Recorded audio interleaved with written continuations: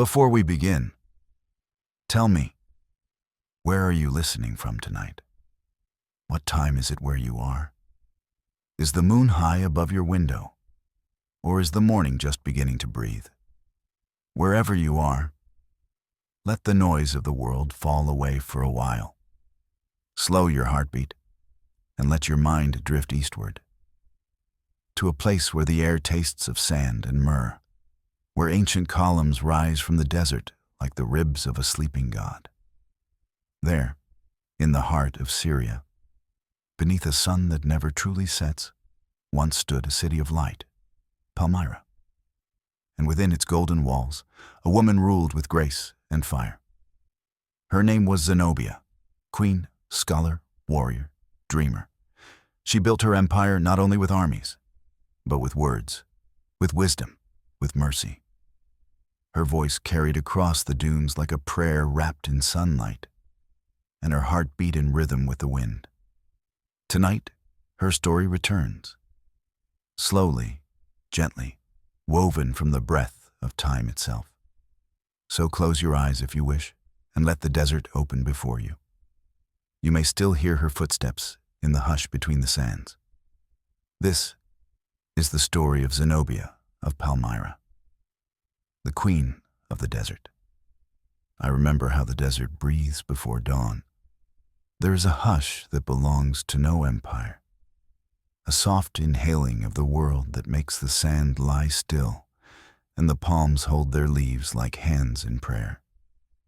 The air tastes of cool stone and date blossoms, and the lanterns of night begin to dim one by one, as if some invisible hand were pinching out stars. When I was a child, I would wake before the rooster and slip up to the roof while the city drowsed below. Palmyra, our Tadmor, the bride of the desert. Columns faint as ribs under a veil of blue. From the roof, I could see the long caravan road, like a pale thread sewn across the dunes. Camels shifted in their sleep. Men wrapped in woolen cloaks turned on their sides and breathed clouds into the darkness. Somewhere, a guard tapped his spear twice on stone, a sound as small as a pebble thrown into the sea, and yet the whole quarter seemed to answer.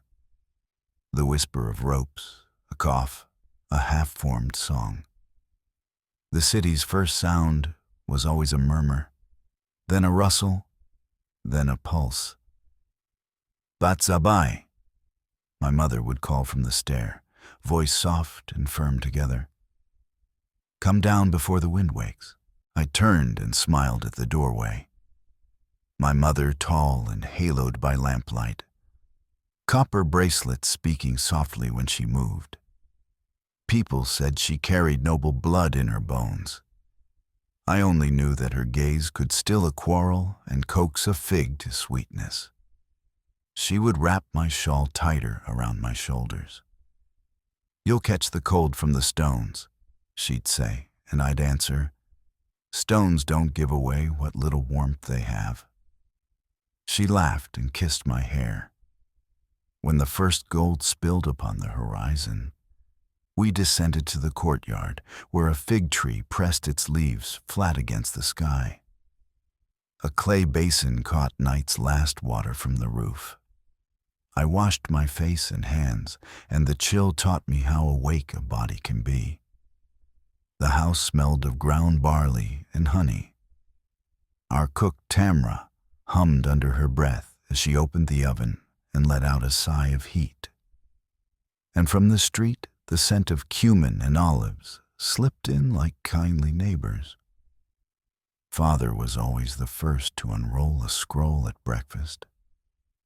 He came to the table with a line of Greek already on his lips, as if he had been talking with a philosopher through his sleep. His beard was threaded with silver, his hands calloused from reins and ledgers. "Listen, daughter," he'd say, tapping the papyrus. "Logos is a path, not a wall. Walk it." And he would read a sentence of Plato or a question from a mathematician by the sea. He would pause and let the words fall like seeds into the morning. "What do you hear in them?" he'd ask. That truth is shy, I would answer, half teasing, half earnest. He smiled. Good. Truth prefers those who approach with quiet feet. We spoke Aramaic at home. Greek for books. A spice of Latin when traders from Antioch or Beretus were meant to be impressed. My tongue learned to bend without breaking. It pleased me to carry more than one music in my mouth. After bread and dates, after a sweet cup of mint that steamed like a tiny bathhouse, I would hurry to the colonnade where sunlight fell in slender coins between the stone. The columns were my forest. Swallows nested in their caps, and sometimes, if I stood very still, a bird would stitch a line of air so close to my cheek I felt the wind like a kiss. Merchants raised shutters. Cloth flowed down, blue and saffron and green, like the river I had never seen but believed I knew. The water sellers lifted jars to their heads, and the jars glimmered with last night's stars. Zenobia, called my Greek tutor, Menandros, a man whose eyebrows had forgotten to grow old. He sat cross-legged on the library's mosaic floor and patted a mat beside him. Tell me, why does Homer sing? Why not simply say? Because the heart opens for song, I said, settling with the ease of a cat. He nodded, pleased, as if I had plucked a ripe fig from the correct branch. He put a stylus in my hand. Then sing what you see.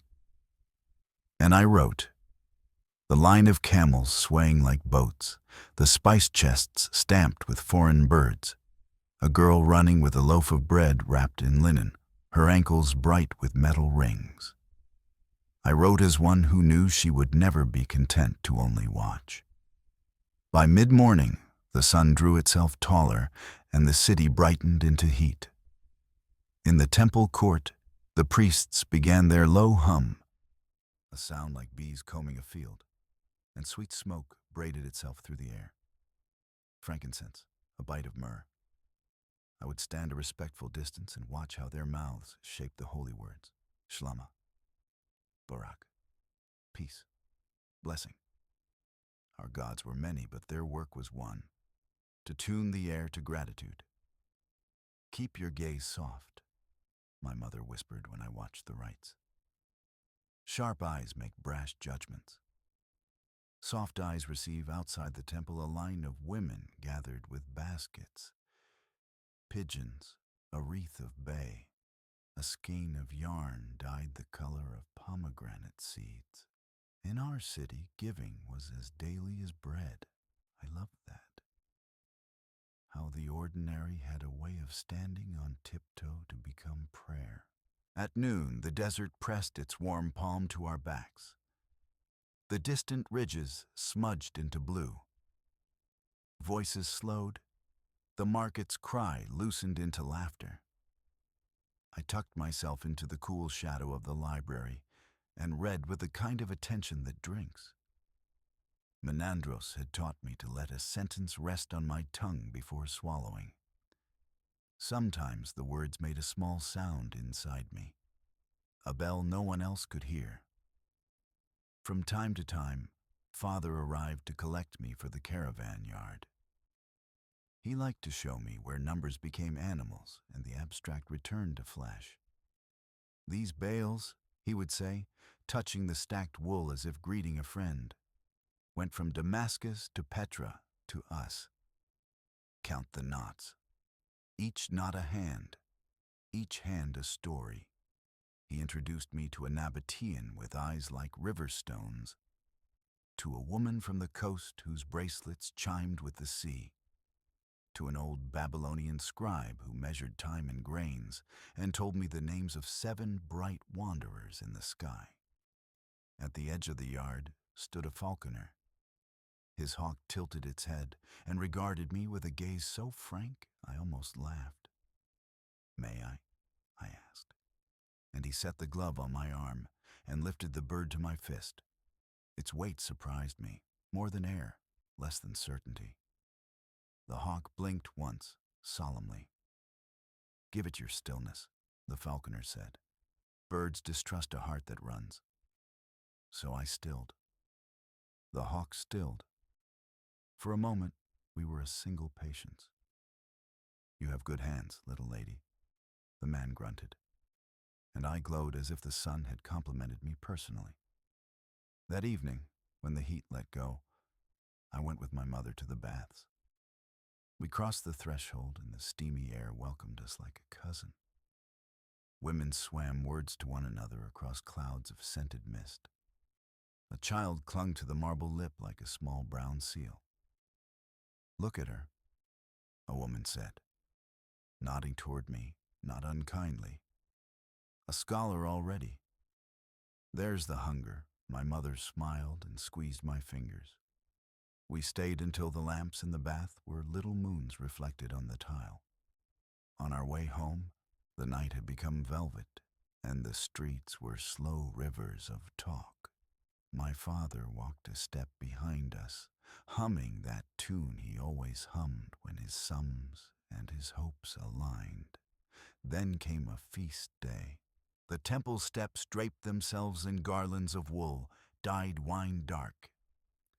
Musicians tuned under the fig trees, pipes and frame drums, and the thin silver sound of finger cymbals. The whole city wore its softest clothing.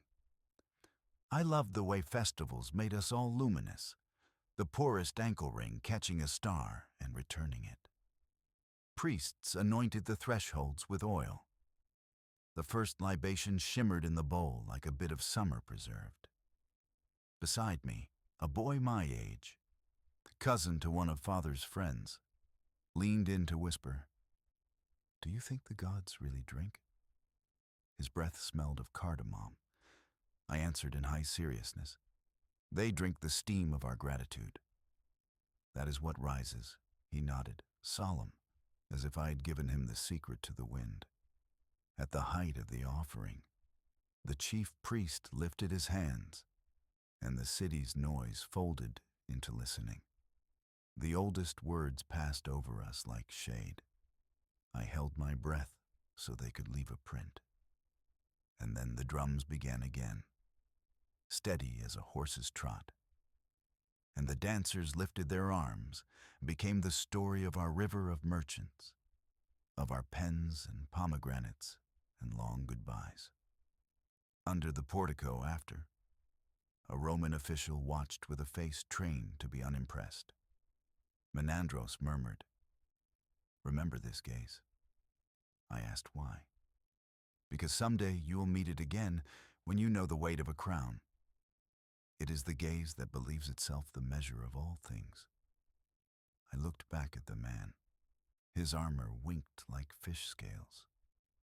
I thought, our light is not obliged to flatter your metal. Not all days were so bright.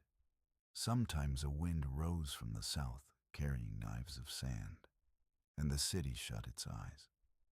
The world went to a widow's pallet, brown and quiet.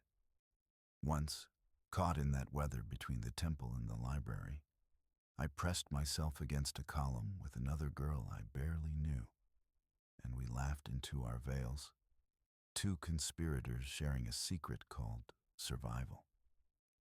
"The desert is teaching us to be old women," she said through cloth, and we laughed again, eyes streaming. After, when the storm had passed and the city clapped itself free of dust, everything was sharper, like a picture washed clean.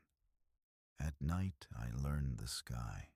I lay on the roof with a shawl under my head, and named what the old Babylonian had named for me: Al-Zubra, the main; Al-Nathra, the little gap; Suhail, who sits near the horizon and won't be hurried.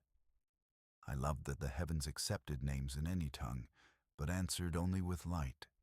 Menandros joined me sometimes, careful as a cat on the stair. "That one," he would whisper and point, "moves the way the mind moves when it reaches too far." I watched until the pattern entered my bones. To this day, when I close my eyes, the constellations know their places in me. We kept the old stories beside the new. My mother told me of Semiramis and of queenly hearts, how they must be soft enough to feel a child's bruise and hard enough to deny a thief the shelter of his tears. "Do you aspire?" she asked once, untangling my hair with an ivory comb. "To what?" I said, testing her. "To more than your father's roof?" I turned and looked at her. In her eyes, I saw the room behind the room, the future crouching, the lion not yet hungry. "Yes," I said, so quietly only the comb heard. "Yes." She tied my braids with ribbon the color of unripe figs. "Then remember this. Power is heavy and fear is light. Both will try to choose you. Lift the first. Don't wear the second in the courtyard." A new tutor came to test my Latin and frowned, the way Romans frown when their map sprains an ankle. "Your accent is Eastern," he observed. I smiled and bowed. "We are East," I said. "Even our vowels travel." He blinked, then, to his credit, laughed. After that, he taught me as if I were a puzzle he wished to keep. Markets taught me other tongues, the language of hands, the grammar of glance. I learned how a woman weighs dates with 2 fingers and knows if the tree suffered last winter, how a man tests olive oil with his upper lip and reads the harvest. I learned the proverb behind the price, the way a merchant says tomorrow when he means give me an hour. I learned to listen through noise. Gentle listening is a kind of power. One afternoon, I disobeyed with purpose. Father had forbidden me the camel pens when new animals came. Too many strange men, too many knees and hooves. But curiosity is a river that erodes decrees. I slipped along the shadow of the wall and crouched by the rope. A handler from far east of the Euphrates clicked his tongue. The camels lifted their heads in unison, as if a single thought had tugged them. One came nose first toward me, enormous and ridiculous and beautiful. I did not move. It blew its breath in my face. It smelled of hay and road. "Shlama, Sadika," I whispered. "Peace, friend." The camel turned one great eye, considering the girl with empty hands, and then it lowered its head and let me touch the rough velvet at its lip. We stayed like that, 2 creatures invented for the long way, until the handler saw and shooed me, laughing. "Little queen," he called me, jest and prophecy, and I carried the words home, as if they were a jewel I must not show. There were omens, if one looked. A night when the moon sat with a halo and a warm wind curled around our house, as if the desert had learned to purr. A dawn when a stray dog came and lay across the threshold and would not rise until mother gave it bread and spoke a blessing over its thin back. A morning when the water in the basin refused to ripple, even when I tapped its skin. "The world is holding its breath," I said. And Tamra crossed herself and muttered about children and their mouths. On the day I bled for the first time, my mother sat with me in the small inner room where light falls like mercy. She lit a little oil lamp and set it between us. "You are a lake now," she said. "You can hold the moon." I wanted to be desert and sky, not lake. But I said nothing, because something in me recognized the ritual as older than choosing. She touched my face with both hands. "You will need your softness as much as your iron," she whispered. "The world will ask you to be less." Do not answer that year. The caravans brought stories as well as silk. Roman politics ran through the market like a rumor of rain. Names shifted, titles moved. They swap emperors like saddles, Father said, and still the camel is the same. He watched me as he said it. He liked to tuck a lesson in a joke and see if I found it. He was not a man who showed worry, but one morning he smoothed the table with his palm for a long time without speaking. Then he said, "A man comes tomorrow. Odenathus. You have heard his name I had. Lord of Palmyra in all but title. A man who could ride from dawn to dawn without tiring, whose laugh was said to make boys straighten their backs and girls fix their veils. He will dine with us," Father continued, "and bring 2 counselors and a poet who eats like 3 soldiers." He smiled. "You will be polite, and you will listen." Sometimes listening is the only way to be introduced to yourself. I went to the roof and tried to be introduced to myself. The sky offered no more than sky. A dove landed near my foot and bowed twice. "You are not helpful," I told the dove. It cooed as if to say helpfulness is overrated. That evening we lit extra lamps, and the courtyard wore its best shadows. Tamra sent steam of lamb and coriander through the house. My mother altered a line of my hair until it obeyed her idea of fate. I washed my hands in rose water and took steadying breaths the way Menandros had taught me before oration. "He is a man," my mother whispered into my ear, fastening a thin gold chain around my throat. "Not a god. Men are always men." The door opened. He entered like a map arriving. Tall, yes, but height was only his least measure. He moved as if his joints understood music. His eyes were dark and bright, like wells that had learned to shine. He bowed to my father with respect not hollowed by habit. And when he looked at me, it was not the look of a man counting dowry or reputation. It was a gaze that said, "I see your mind like a lamp under a veil." I did not flush. I wanted to. I did not. We ate. Men spoke. The poet indeed ate like 3 soldiers and told us a verse about a river that had to choose between 2 seas. Odenathus listened without performing listening. After, he asked me, "Do you read the stars?" A test, perhaps, or a true question. I said, "I read their names and their path. The rest is between them and the gods." He laughed softly. "Safe," he said, "and wise."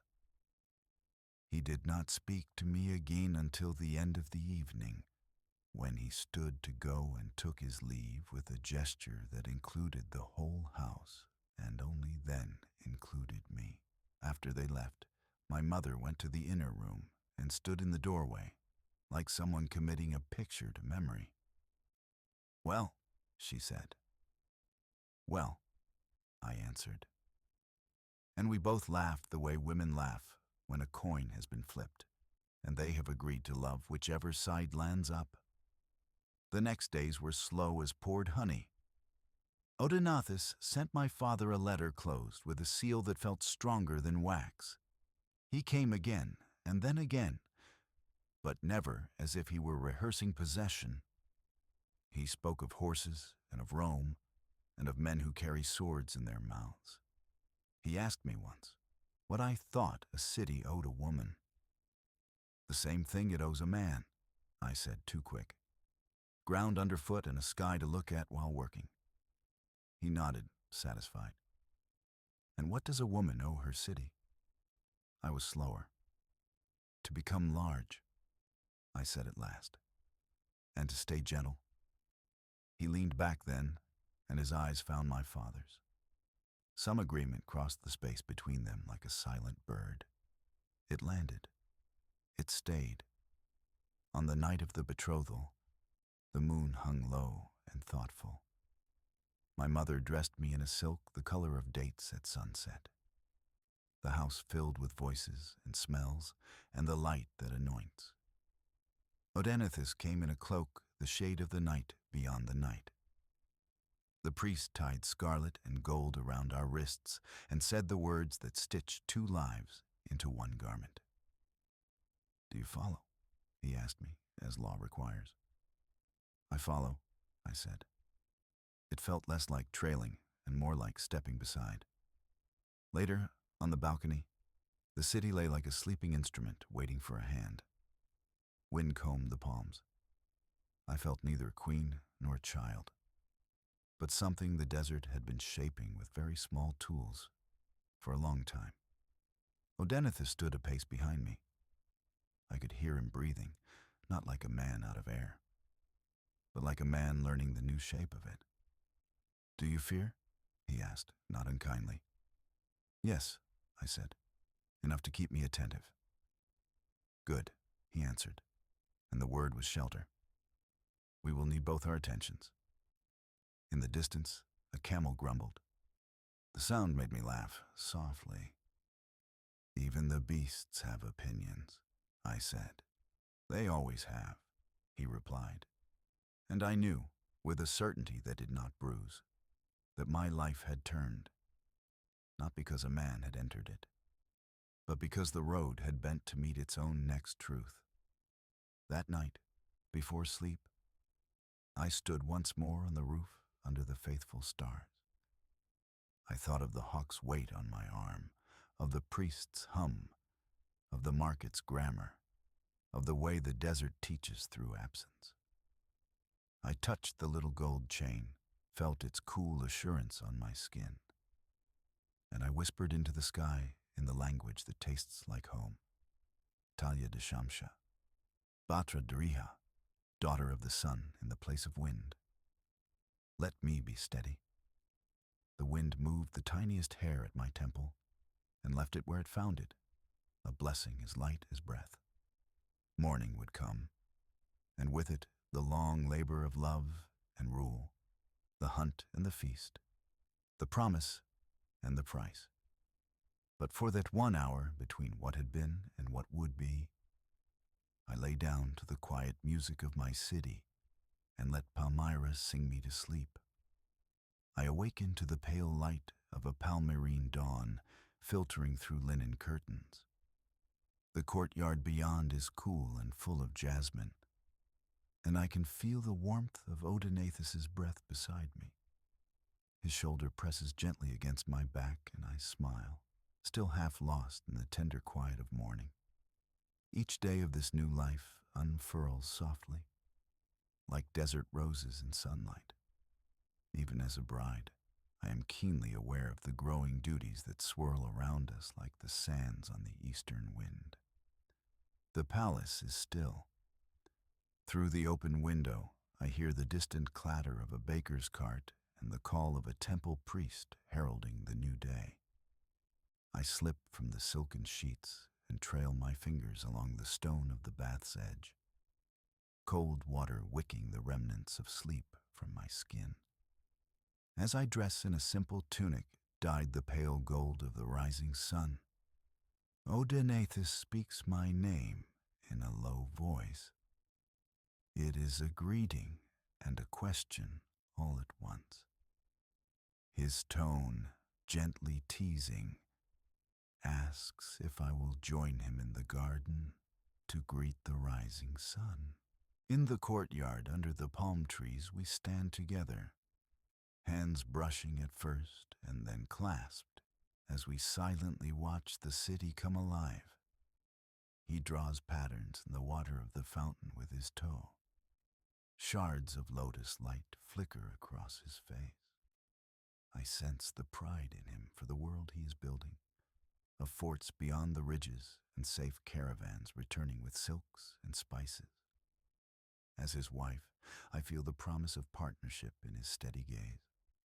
He may be the lord of Palmyra now, but here in the dawn his voice is gentle, and he treats me as equal in spirit.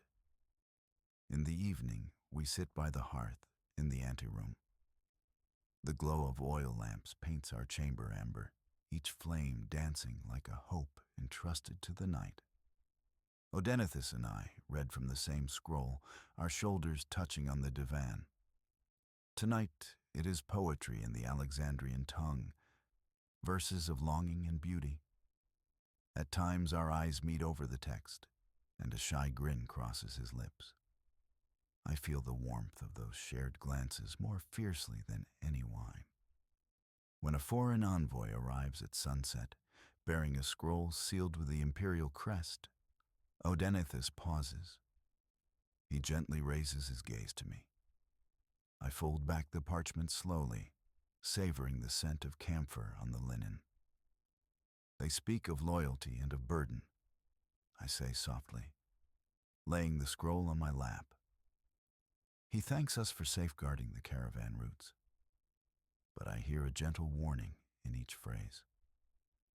Odenathus listens as I explain what I know of the politics beyond our city walls. I speak with all the calm certainty I can muster, describing the fevered hopes of Roman senators and the lurking shadows of Persian kings. In this chamber of late-night planning, our whispers carry far into the darkness. He strokes the corner of my veil. "Your words are as wise as midnight stars," he murmurs. In that moment I realize he trusts me to see clearly what only the night can reveal. We trade thoughts on strategy as if it were a tender coin passed between us.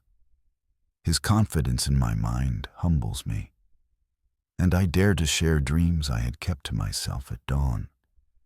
We speak of inviting scholars to our court, of learning the tongues of distant lands. The wind outside carries a lute's melody, the plucked strings drifting through the open window as a lullaby to accompany our conversation.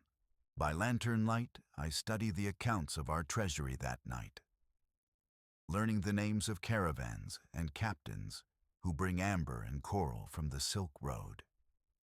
Over time, I become familiar with the glint of silver and gold, as easily as the embroidery on my gown. Odenathus often stands at my shoulder during such evenings, counting the gems in the coffer or mapping out the desert passes. He values my thoughts on which routes to fortify and which tribes to parley with. When he listens, I see in his eyes a quiet understanding and respect that warms my blood. One night, there's a soft knock on our chamber door. A young scribe enters bearing a scroll from the Council of Elders. Odenathus receives it and breaks the seal, and together we read the message. It is an appeal for justice from a merchant in the Silk Road, wronged by bandits under the mountain passes. Odenathus looks at me, seeking my counsel. I reach out and take his hand. "Let us offer sanctuary," I whisper. "Palmyra's greatness will be measured by mercy as much as by steel." He nods slowly, a soft smile lighting his face. Through the flicker of the lamp's light, I see that we have chosen compassion. Often after midnight, I slip through the quiet corridors to sit upon the terrace roof. The sky stretches wide and black above Palmyra, punctuated by countless stars. I hear the soft cooing of doves in the temple of Baal-Shamin and the distant hum of a watchman's lullaby. Here, with the desert still and listening, my heart opens to thoughts too deep for daylight. The cool night air carries the fragrance of orange blossoms from the garden below, and the distant tang of frankincense rising from the city. I cloak myself in a woolen shawl and breathe deeply. In these midnight hours, he shares stories I have not yet heard, of desert caravans that never reached their destinations, of tribal leaders who fled Persia's wars. I listen, tracing constellations with my fingertips as if they might spell out the future of our people. And when he listens to me, I speak of children's laughter in the bazaars and quiet dawns in the fields I imagine. The air between us grows calm, tethering us not just by marriage, but by purpose. Slowly, the silver edge of approaching dawn appears on the horizon. Odenathus squeezes my hand, pressing it against his heart. "We're bound together, and I thank the gods for it," he says softly, so only the desert night can witness. I lean in, resting my head on his shoulder. As the first light of dawn touches the city's marble columns, I feel sleep's gentle pull at the corners of my mind. I close my eyes with a quiet smile, comforted by the knowledge that our love and our city will awake together in the gentle morning light. By the third season of our marriage, Palmyra began to look upon me differently. When I walked through the colonnade toward the council chambers, the guards lowered their spears, not only for Odenathus, but for me as well. Their eyes were warm, respectful, uncertain, like men saluting a new constellation whose name they had yet to learn. Odenathus would smile at that. "You see my desert rose," he'd whisper. "Even the marble listens when you pass." I would answer softly, "Then let it remember our peace more than our pride." Our days moved like the tide of the desert, slow, rhythmic, unending. Morning councils began with incense and ended with quiet laughter. Scrolls spread across the table, my fingers tracing the map lines as Odenathus spoke of trade routes, border tribes, and Rome's ever-watchful gaze. In those days, Palmyra was a bridge suspended between worlds, Rome to the west, Persia to the east. And we stood barefoot upon its stones, feeling the tremor of empires beneath us. Our task was not to choose sides, but to hold the balance steady. When Odenathus received messengers from Antioch, they brought him polished words and veiled threats. He would read them aloud and then turn to me with a wry smile. "Tell me, Zenobia, what do they truly ask?" "They ask," I'd say, "for reassurance that your sword still serves their peace. But they mean, do not grow too powerful." He would laugh then, shaking his head. "Rome trusts only what it already owns." "Then let them think they own us," I said, "until we no longer need their permission to breathe." He stared at me, then nodded slowly, his gaze softening. "You think like a ruler," he murmured. "I think like your wife," I corrected. And both were true. That year, on the night when the moon rose full above the temple of Bel, we held a feast to honor both gods and peace. The courtyards shimmered with bronze lamps. Water rippled through carved channels lined with lotus petals. Musicians plucked the oud, and the air smelled of wine, cedar, and crushed pomegranate. I wore a gown of pale silver silk, embroidered with stars. My attendants braided my hair with pearls from the Persian Gulf, and Odenathus watched from the archway, saying nothing.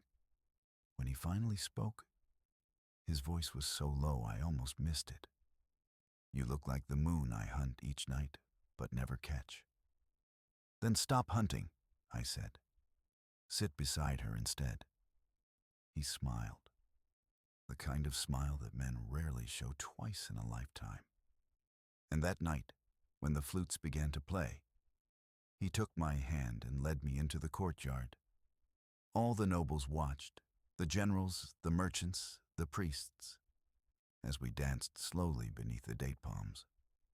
It was not a dance of possession, but of rhythm. His steps grounded like stone, mine soft as wind. The music rose and fell around us like a living sea. Later, when the guests were gone, and only embers glowed in the braziers, he poured wine into a single cup and offered it to me. "Drink," he said.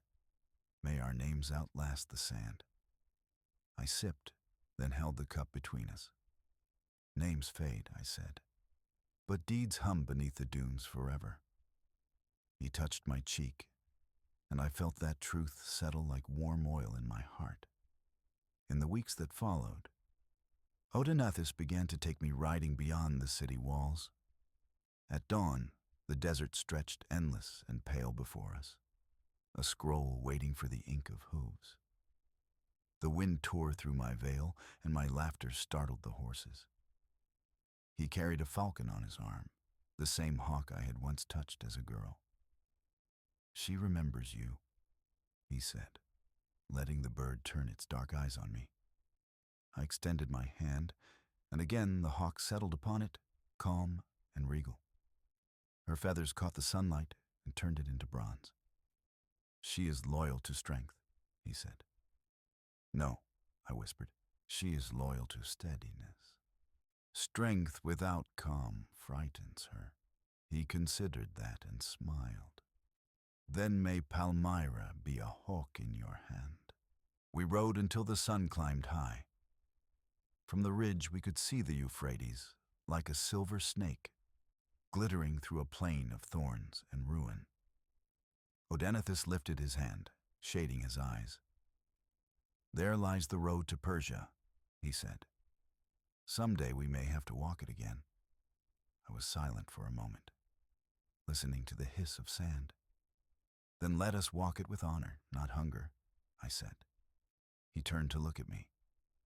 "Zenobia," he murmured, "you see further than the horizon."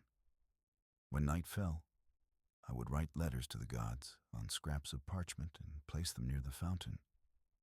Not prayers, but promises. Promises to be brave, to keep peace where I could, to speak when silence would wound. Sometimes Odenathus would find them in the morning, and he'd bring one to me with a grin. I read the one that said, "May my words be gentler than my judgments." He would tease, "Does that include me?" "Especially you," I'd reply, laughing softly. In those nights of candlelight and jasmine, we were not yet legends. We were two souls learning to share the same dream. When he spoke of Rome's ambitions, I answered with calm. When he raged at betrayal, I soothed his heart with reason. And when he fell silent with worry, I simply took his hand and said, "The desert has never feared storms. It was born from them." He would kiss my forehead and whisper, "Then you, my desert rose, will teach me how to bloom after every wind." The seasons turned, Palmyra thrived, and I, once a daughter of the oasis, had become its queen in all but name. But even as our love deepened and our power grew, the horizon began to darken with omens. Rumors from Persia, unrest in the north, and whispers that peace, like a mirage, can vanish when the light shifts. I did not yet know how swiftly joy can turn to dust. But that knowledge was already walking toward me, soft-footed as the wind that once carried my childhood dreams. I remember the morning we left Palmyra. The city's rose-tinted walls lay behind us, receding in the dawn light. We rode in silence, broken only by the soft clink of our caravan. Odenathus rode beside me, regal in his armor, and I felt the weight of his plans as the desert winds began to rise. By midday, we were swallowed by the desert. Sunlight poured down like liquid fire, painting the sands in molten gold, and the caravan cast shifting shadows under the high noon sky. We passed lone acacia trees at rare intervals, their sparse green leaves trembling in the wind. Camel bells jingled softly, the only music in the heat. In the distance, jagged mountains drew mysterious shapes on the horizon, and I thought I saw ghosts, mirages of palm groves and dunes that were not there. We pressed on. The Roman standards and Palmyrene banners swayed in the wind like ghostly flocks of birds. Around us, the army moved as a single breath. Horses stamping, men trudging with intent and exhaustion. Dust clung to every face, drying our eyes, and when I wiped my brow, the cloth that had been white at dawn was now stained the color of earth. In the still heat, I felt my skin expand, tight like old parchment. Each mile between Palmyra and this wilderness felt immense, an endless sea of sand and stone. By twilight, we made camp in the desert's embrace. Small fires flickered across the sands like constellations on Earth, and the stars blazed overhead in a clear, ink-black sky. The men were hushed, tending horses or mending gear by flickering lamplight. The tension of the march fell away into quiet exhaustion. A lullaby of foreign languages and deep sighs floated beneath tents as the midnight air cooled on my heated skin. I found Odenathus where he often sat. Outside his pavilion, where the warmth of fire mixed with incense. His strong shoulders were relaxed for the first time today. "They say the Persians are uneasy tonight," he said softly, though there was no threat in his voice. "I feel it too," I admitted, sitting beside him on the sand, the warm smoke curling between us. The night was still, yet alive with every creak and whisper, and I found my hands twisting in worry. He turned to me, eyes gentle in the firelight. "Once I thought this war would be like the first hunt we went on," he said, touching my shoulder. "Fresh and adventurous, and nothing more than a game." I managed a small, sorrowful smile. "Instead, it feels endless." My voice drifted off as a soft breeze blew across the fire. He said nothing for a moment, then quietly, "Your strength eases my burden. You have been with me through many dawns and battles. Zenobia." His words were simple, sincere. I looked at his face, illuminated by flickering orange light, and I knew he believed them. The heat of battle was far from me here. Only the cool night air and the steady weight of his arm around my shoulder kept my terror at bay. Under those stars, I felt as though all the noise and fear of war was a distant dream. I leaned into him, finding momentary peace in his steady presence. As the desert night wrapped around us, the war seemed distant, almost a dream painted in firelight. But I knew the dawn would bring reality, and with it the weight of another day's trial. At dawn, we rode out to meet the next day's battle. The silence of morning was thick with expectation. Horses pawed the ground, sending up small whirlwinds of dust, while Persian scouts appeared on the horizon like phantoms in the lightning sky. Even in the early sun, the day felt oppressive, and I felt the hardness of the journey settle in my bones. When it came, the clash was fierce but swift, a sunburst of steel and sand. Arrows droned through the air, and swords glinted under the sun. I stayed at the rear, fear and adrenaline twisting in my gut, bringing water to the wounded as they were carried to safety. When it ended, the desert lay silent, except for the groans of the hurt. Bodies lay still on the sand, the dust of combat settling around them. I saw Odenathus moving among the survivors. He helped a fallen officer from his horse, blood seeping from a deep wound at the man's side. Kneeling in the dust, my husband pressed bandages to the cut with gentle urgency, whispering prayers as though to ease the man's pain. The sight of Odenathus, so fierce on the battlefield and yet so tender with a stranger's wound, held me breathless in the blazing light. That night, under a moonless sky, I wrapped my cloak around a young soldier whose leg had been shattered by the fight. He trembled and moaned, murmuring a list of names, sons, brothers, hoping for someone to survive. I held his feverish hand as he drifted in and out of consciousness. In the hush of that darkness, I wept quietly for those who would not see another sunrise.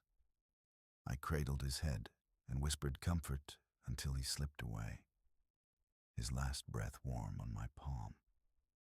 When the camp council gathered, Odaenathus invited me to sit with him and his generals. The tent was tense and full of shadows, lit by flickering torchlight. Sons of Palmyra, Roman legates and tribal chiefs leaned over maps spread on a rough-hewn table. They argued about boundaries and tribute, about which cities to return and which to hold, about mercy and revenge. Their voices were low and urgent. The night grew long as one idea after another passed across the flickering light. I listened to them speak of rule and strategy, of honor and ambition. I felt their burdens and their weariness like a weight in the air. Each word carried the fate of thousands. Beside me, Odaenathus's hand brushed mine, a small anchor in the swirling storm of their debate. Though I remained silent, questions stirred like flame within me. As I traced the rough maps with my eyes, I felt something awaken, a quiet strength unfurling in my chest. One part of me still clung to Palmyra's gentle gardens and the songs of home, but another part was waking now to something vast and solemn. In the hush of that council, I tasted the air of power and responsibility. For the first time, I understood the cost of all we had won. Each step beyond our borders left sorrow in its wake.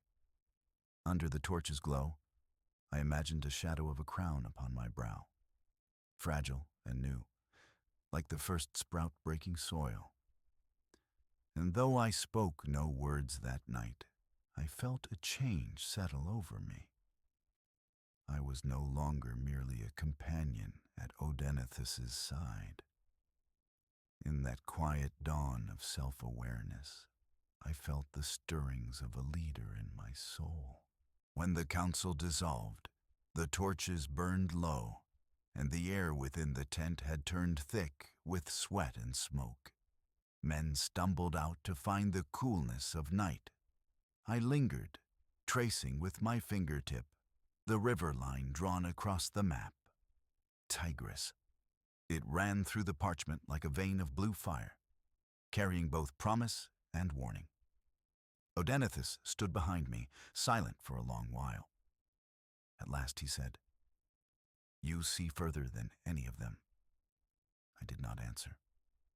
I could feel his breath near my neck, and the space between us hummed with unspoken truths. "I see only what is near," I said quietly. "That every mile we ride, we bring death and hope in equal measure." He placed his hand upon mine. "The gods judge the balance, not we." I turned to face him. "Do they?" I asked, voice barely more than a whisper.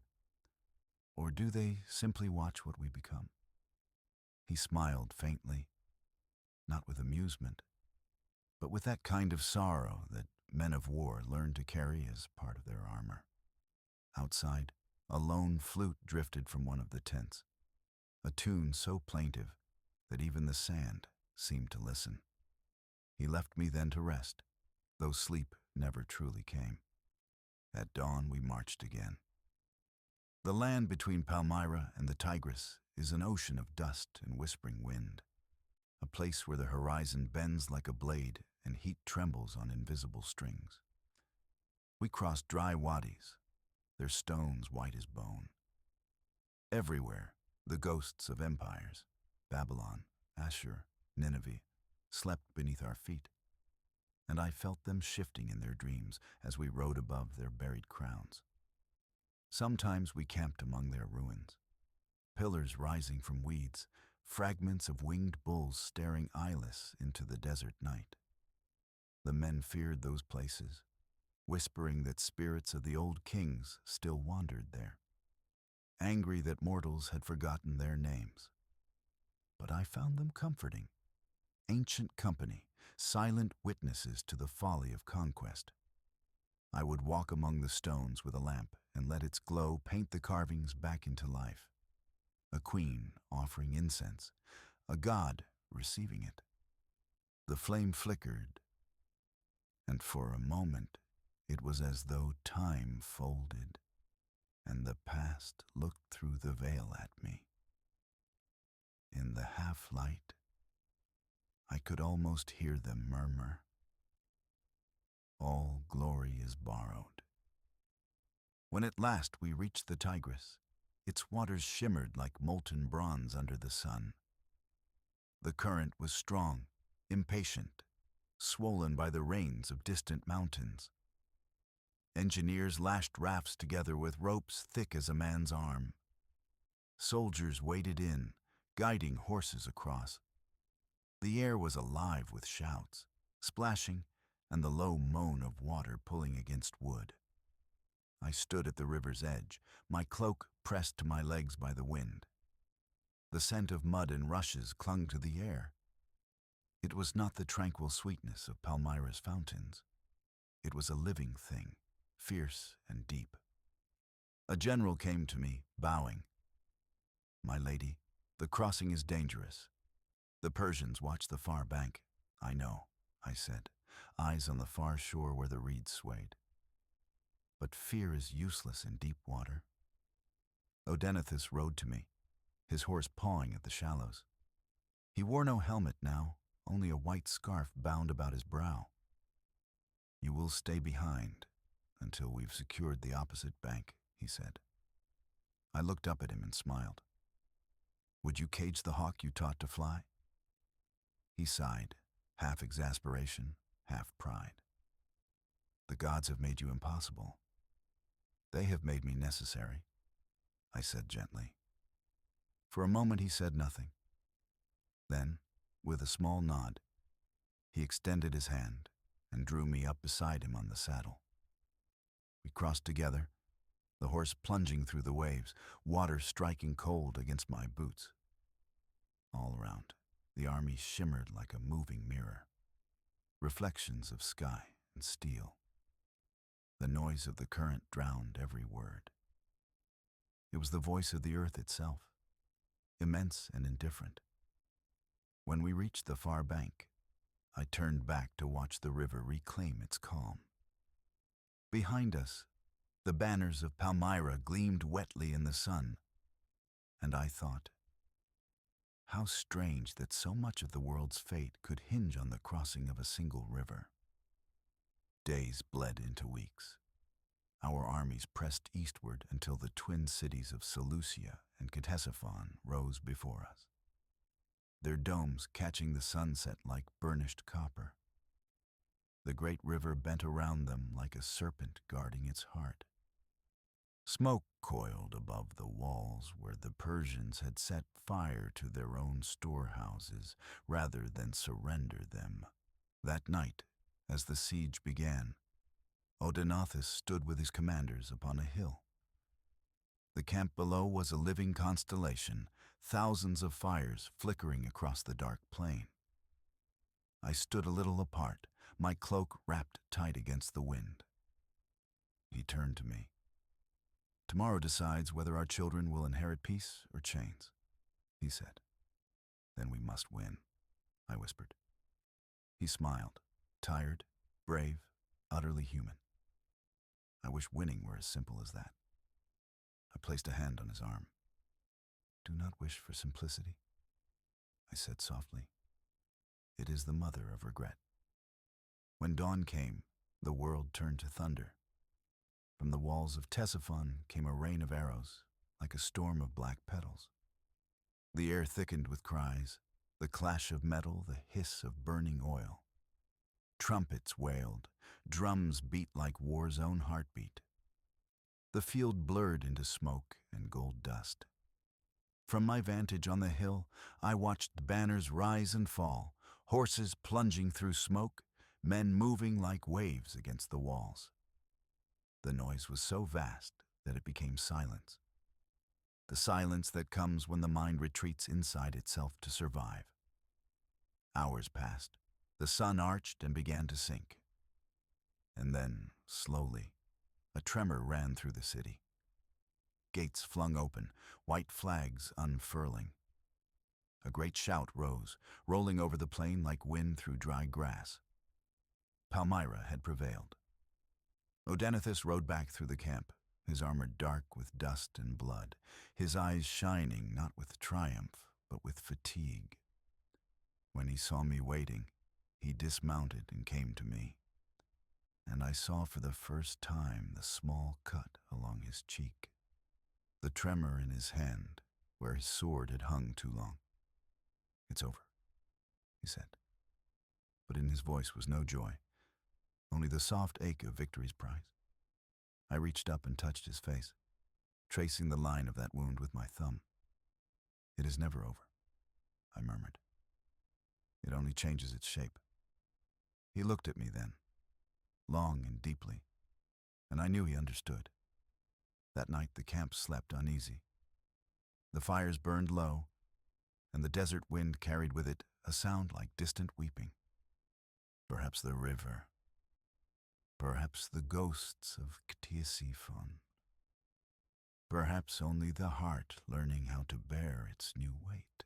I lay awake beside him, listening to his breath, feeling the pulse of a world shifting around us.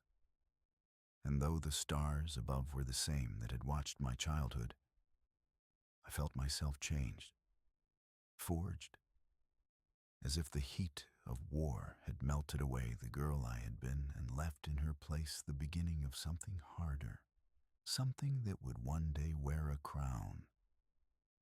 I returned to Palmyra at last on a morning of gilded banners and trumpets. The great colonnade shimmers ahead, pillars of marble kissed by the low sun, palm trees trembling gold in the desert wind. Soldiers and citizens line the streets, their cheers billow like warm breezes through the olive groves. I sit beside Odenathus on his chariot, my heart swelling with pride and an unspoken dread. In my lap lies the small hand of my son, Herenianus, already drawing unsteady lines in the dust. Around us, the pearl of the desert is a blaze of joy, yet even as I smile, shadows flicker at the edges of my vision. As we pass beneath the flowering arch of the Temple of Bel, I feel a tremor in the air. The scent of frankincense and myrrh fills the colonnade, sweet offerings for the gods of victory. And yet whispers curl behind the cheering crowd. A sandaled foot touches a mosaic tile, and for a single heartbeat, Palmyra stills. I catch the eye of a gilded statue of Bel, and wonder if even the gods themselves hold their breath. The elders bow at Odenathus' side. Children run with garlands. My husband's chest rises with deep, steady breaths, but my own breaths catch and falter like a prayer half-formed. That night, in the candlelit quiet of the palace, the city's jubilation is distant music. In my chamber, silken drapes part to reveal the stars over the columns of the palace courtyard. My robe rustles on the mosaic floor as I move. Each step of my sandal echoes softly on marble.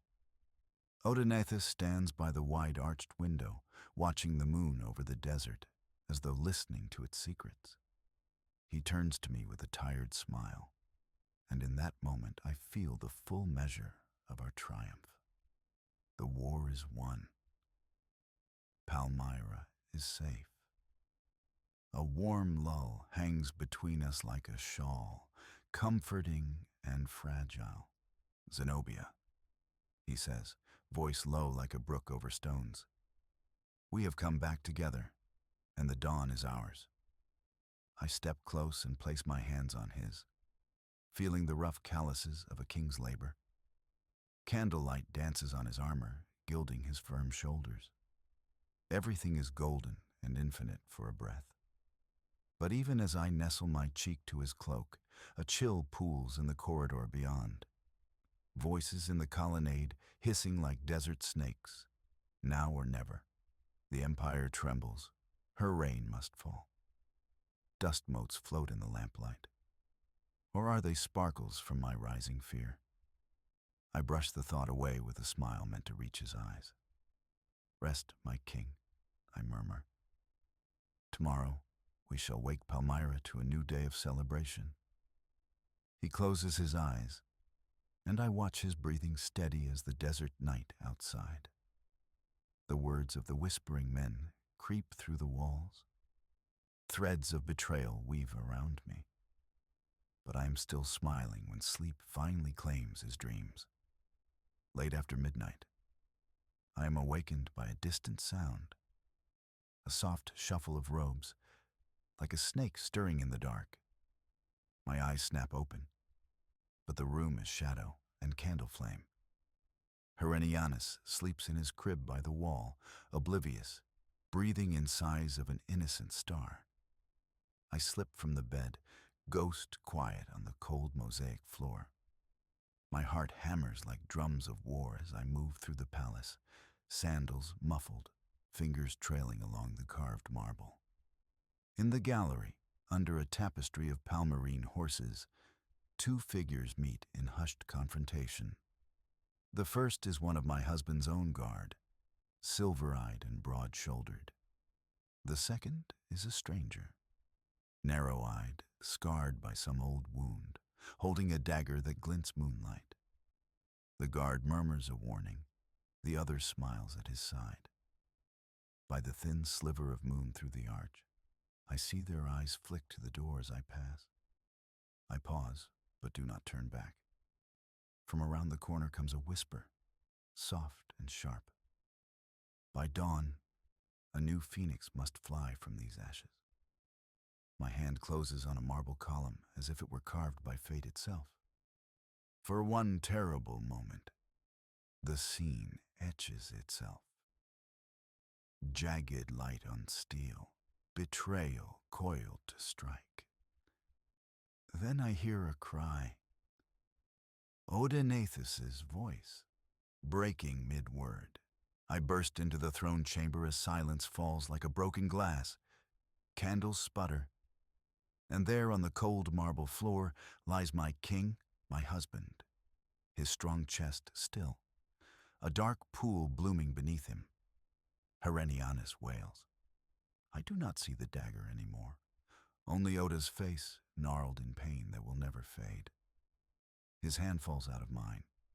I feel the empty weight of it. The room holds its breath, the sound of my knees cracking as I bend to him, and the tortured cry of my heart. I am here. I am here, I whisper. Fingers pressed to his chest, feeling the final stillness where his heart once thundered. I feel the glass beads of sweat on his brow, the last warmth of his life seeping to cold.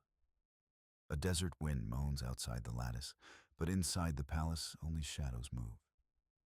I lean down, pressing my temple to his. My love, do you hear me? There is no answer but the groan of candles and distant drums of guards running.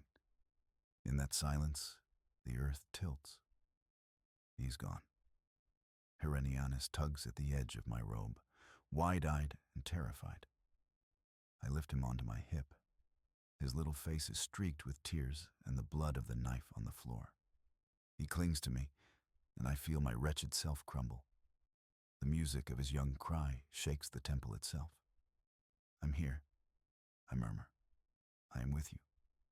My voice is too steady. The quiet shock of grief inside me could drown an empire. I wrap us both in my arms, rocking slowly. Herenianus sobs against my neck, wet and helpless. For hours I sit in the throne room, the echo of our celebration turned to a deafening hush. Fingers of dawn begin to cross the mosaics in pale light as I tuck Herenianus into the cradle of my knees. His eyelids flicker closed, curled safe against me. In the stillness I hold the crown Oda wore, heavy and cold on the carved stone table. It is mine now. Alone, I stand and let the thin dawn light touch my face. Palmyra still sleeps. I hear only the whisper of my own robe across the floors, the measured beat of my heart trying to find peace. I wonder how her stones have felt the passing of kings. Are they witnesses of rebirth, of death, of relentless centuries? I trace a finger along Odenethus's name, engraved in the throne's arm, a name that now belongs to dust and memory. Beloved, can you still see me? I ask the empty air. A single tear falls from my lashes, catching in the corners of my eyes. A distant bird calls across the courtyard, the cicada lullaby of Palmyra. Its cry draws me back from shadows. Outside, the city is awakening. A golden sun spills over columns, spilling life through the palace gates. At once, my limbs fill with purpose, like sunrise filling the sky. I slip out of the chamber into the colonnaded hall, sandals whispering on marble. A dozen faces turn to me in anxious silence. Temple priests burning incense on altars, warriors resting after the march, ministers in embroidered robes. They look upon Odenethus's widow and her orphan son. One of the generals steps forward, a tall man whose sword still glints with the morning's light. He reaches for Herenianus's hand, eyes seeking mine. Queen Zenobia, he says gently, calling me by the title I am not yet ready to claim. The court awaits your word. Palmyra needs its regent. I lift Herenianus to stand by my side. The boy blinks sleep away, staring at us with large, unsure eyes. His tiny fingers curl in mine, trembling. I draw a sharp breath of sandalwood incense and grit. We will move forward, I tell the assembly, and my voice does not tremble. In it, I feel the echo of Odenethus's strength. Let the nobles and the people hear. Palmyra does not break. I will watch over my son, and my city murmurs ripple. One minister bows low. Another, older and haggard, mutters, "A woman and a child? Will the Romans accept this?" His voice is a dry desert wind, hardened doubt. My eyes flash. I step from the shadows into the morning light, sandals clicking firmly. The mosaic beneath me is a world of fractured colors, and I feel myself stepping into a new map of power. I wear the crown that is mine by blood and blood's oath. I speak softly, but with the slow determination of continents moving. My husband lies in Bel's earth, and I carry on his vision. You will find me neither weak nor broken. I am the mother of the living king, and in me is the fire of Palmyra. A hush follows my words. For a heartbeat, I see the dust settle on every crestfallen face. Then silence breaks with 100 shouts of loyalty. My generals swear fealty, their voices low and reverent. As they each pledge, I touch a hand, a silent promise, on their scabbards resting against the mosaic. The light catches the gold of their armor, and in each reflection, I see the sun rising anew.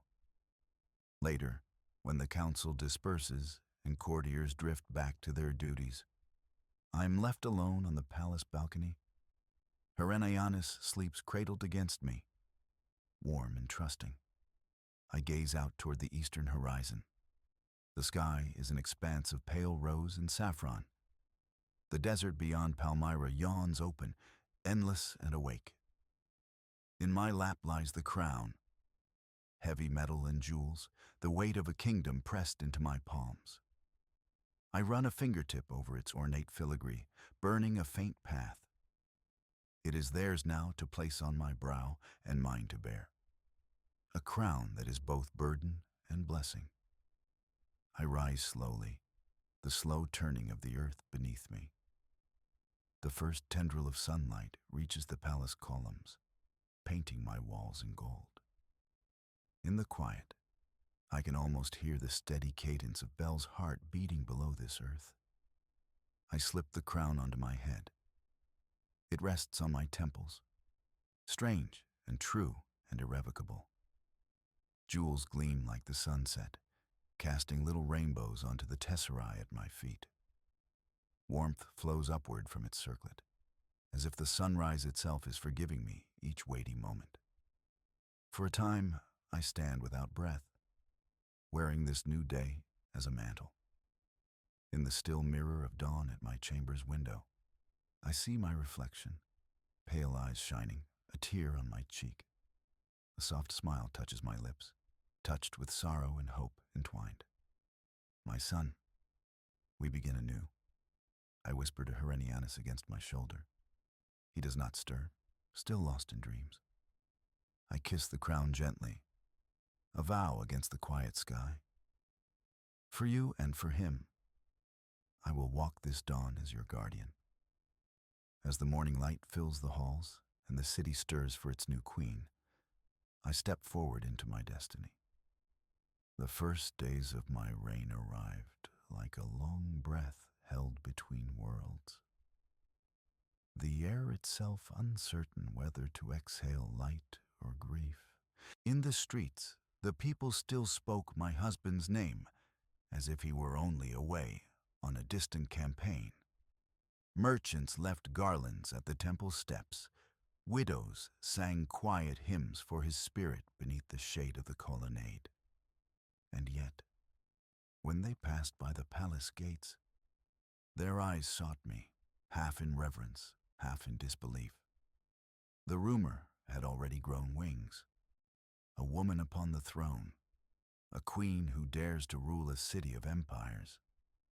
Every morning, I would stand upon the balcony while the desert sun climbed slow and patient, painting Palmyra in honey and bronze. From up there, the city looked eternal, its streets like carved veins of light, its people small as prayer beads strung upon the sand. And I would whisper to myself, "Be steady, Zenobia. You must be the calm the world cannot find."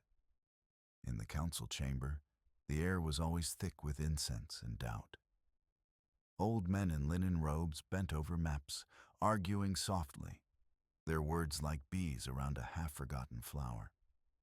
General Septimius sat nearest me, his armor gleaming though he never smiled. He was loyal, but his loyalty had a soldier's edge, cautious, measured, bound by habit. Across from him stood Cassianus, the finance minister, who spoke always in numbers, never in feeling. He bowed low when he greeted me, but I could hear the skepticism rustling behind his silken tone. And then there was Longinus, the philosopher and scribe, a Greek with eyes like the color of twilight. He had once served as tutor to Odaenathus, and now served me, guiding my thoughts toward the great spiral of history. It was Longinus who said, "Majesty, every throne is a kind of mirror.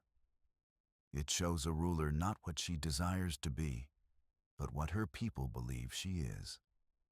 I looked at him across the table of maps, the candles casting liquid gold upon the parchment. "Then I must teach them to believe in light," I replied. He smiled faintly. "Even the stars need darkness to be seen." That night, after the council dismissed, I wandered alone through the silent halls. The torches hissed softly. Shadows of carved lions prowled across the walls as I passed. Beyond the courtyard, fountains murmured their secrets into the cool desert air. I entered the temple corridor where my husband's armor was kept. It stood upright on a marble dais, bronze polished, cloak folded neatly over its shoulder. The sight of it struck something inside me, a sudden ache that rose from deep within my ribs. I reached out and touched the cold metal. For a heartbeat, the chill of it became the warmth of his skin in my memory. I closed my eyes and saw his smile, heard the low rumble of his laughter echoing in some other life.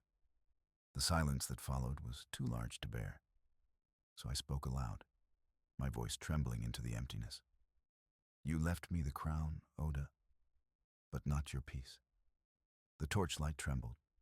In its glow, dust floated like souls. And I thought, Perhaps he still lingered somewhere between the marble and the stars, watching, waiting to see what kind of queen I would become. At dawn, Hyrenianus awoke crying for his father. I gathered him in my arms and carried him to the palace garden, where dew still jeweled the petals of the date blossoms. The boy pressed his face into my shoulder, and I rocked him slowly, whispering lullabies once sung to me as a child. "Your father rides with the sun," I told him. "When you feel warmth on your face, that is his hand. When the breeze touches your hair, that is his voice." He looked up at me with wide, solemn eyes. Too young to understand grief, but old enough to sense its weight. I brushed a curl from his forehead and smiled through my tears. "Someday," I said softly, "they will call you king. But even kings must learn first how to be kind." He rested his small hand against my cheek, and I felt, for the first time since Odenathus's death, that something still tethered me to life. By mid-morning, the palace filled with the low hum of servants, messengers, and scribes. I watched from the upper gallery as men carried petitions through the gates. Farmers with cracked hands, merchants clutching ledgers, priests bringing scrolls tied with blue thread. Palmyra breathed through them, its heart beating in the rhythm of their footsteps. And I realized then that ruling was not about gold or conquest. It was about listening. Listening until the silence itself began to tell you what was needed. So I listened. To the tired man whose caravan had been robbed near the Euphrates. To the widow who begged for her son's release from a Roman prison. To the artisans who asked for better stone for the temple walls. And in each voice, I heard a fragment of my own. The hunger for stability. The quiet wish for peace. I ordered food sent to the widow. I commanded new guards to patrol the caravan routes. I promised the artisans the stone they required. And as I spoke, the men around the hall bowed not merely to their queen, but to something within her they had not yet understood. A gentleness mistaken for strength. A calm mistaken for power. That evening, when the desert cooled and the sky bled into violet, I met with Longinus again in the garden of figs and cypress. The wind carried the scent of ripening fruit. Lanterns flickered in the branches. He unrolled a papyrus and read softly from Homer.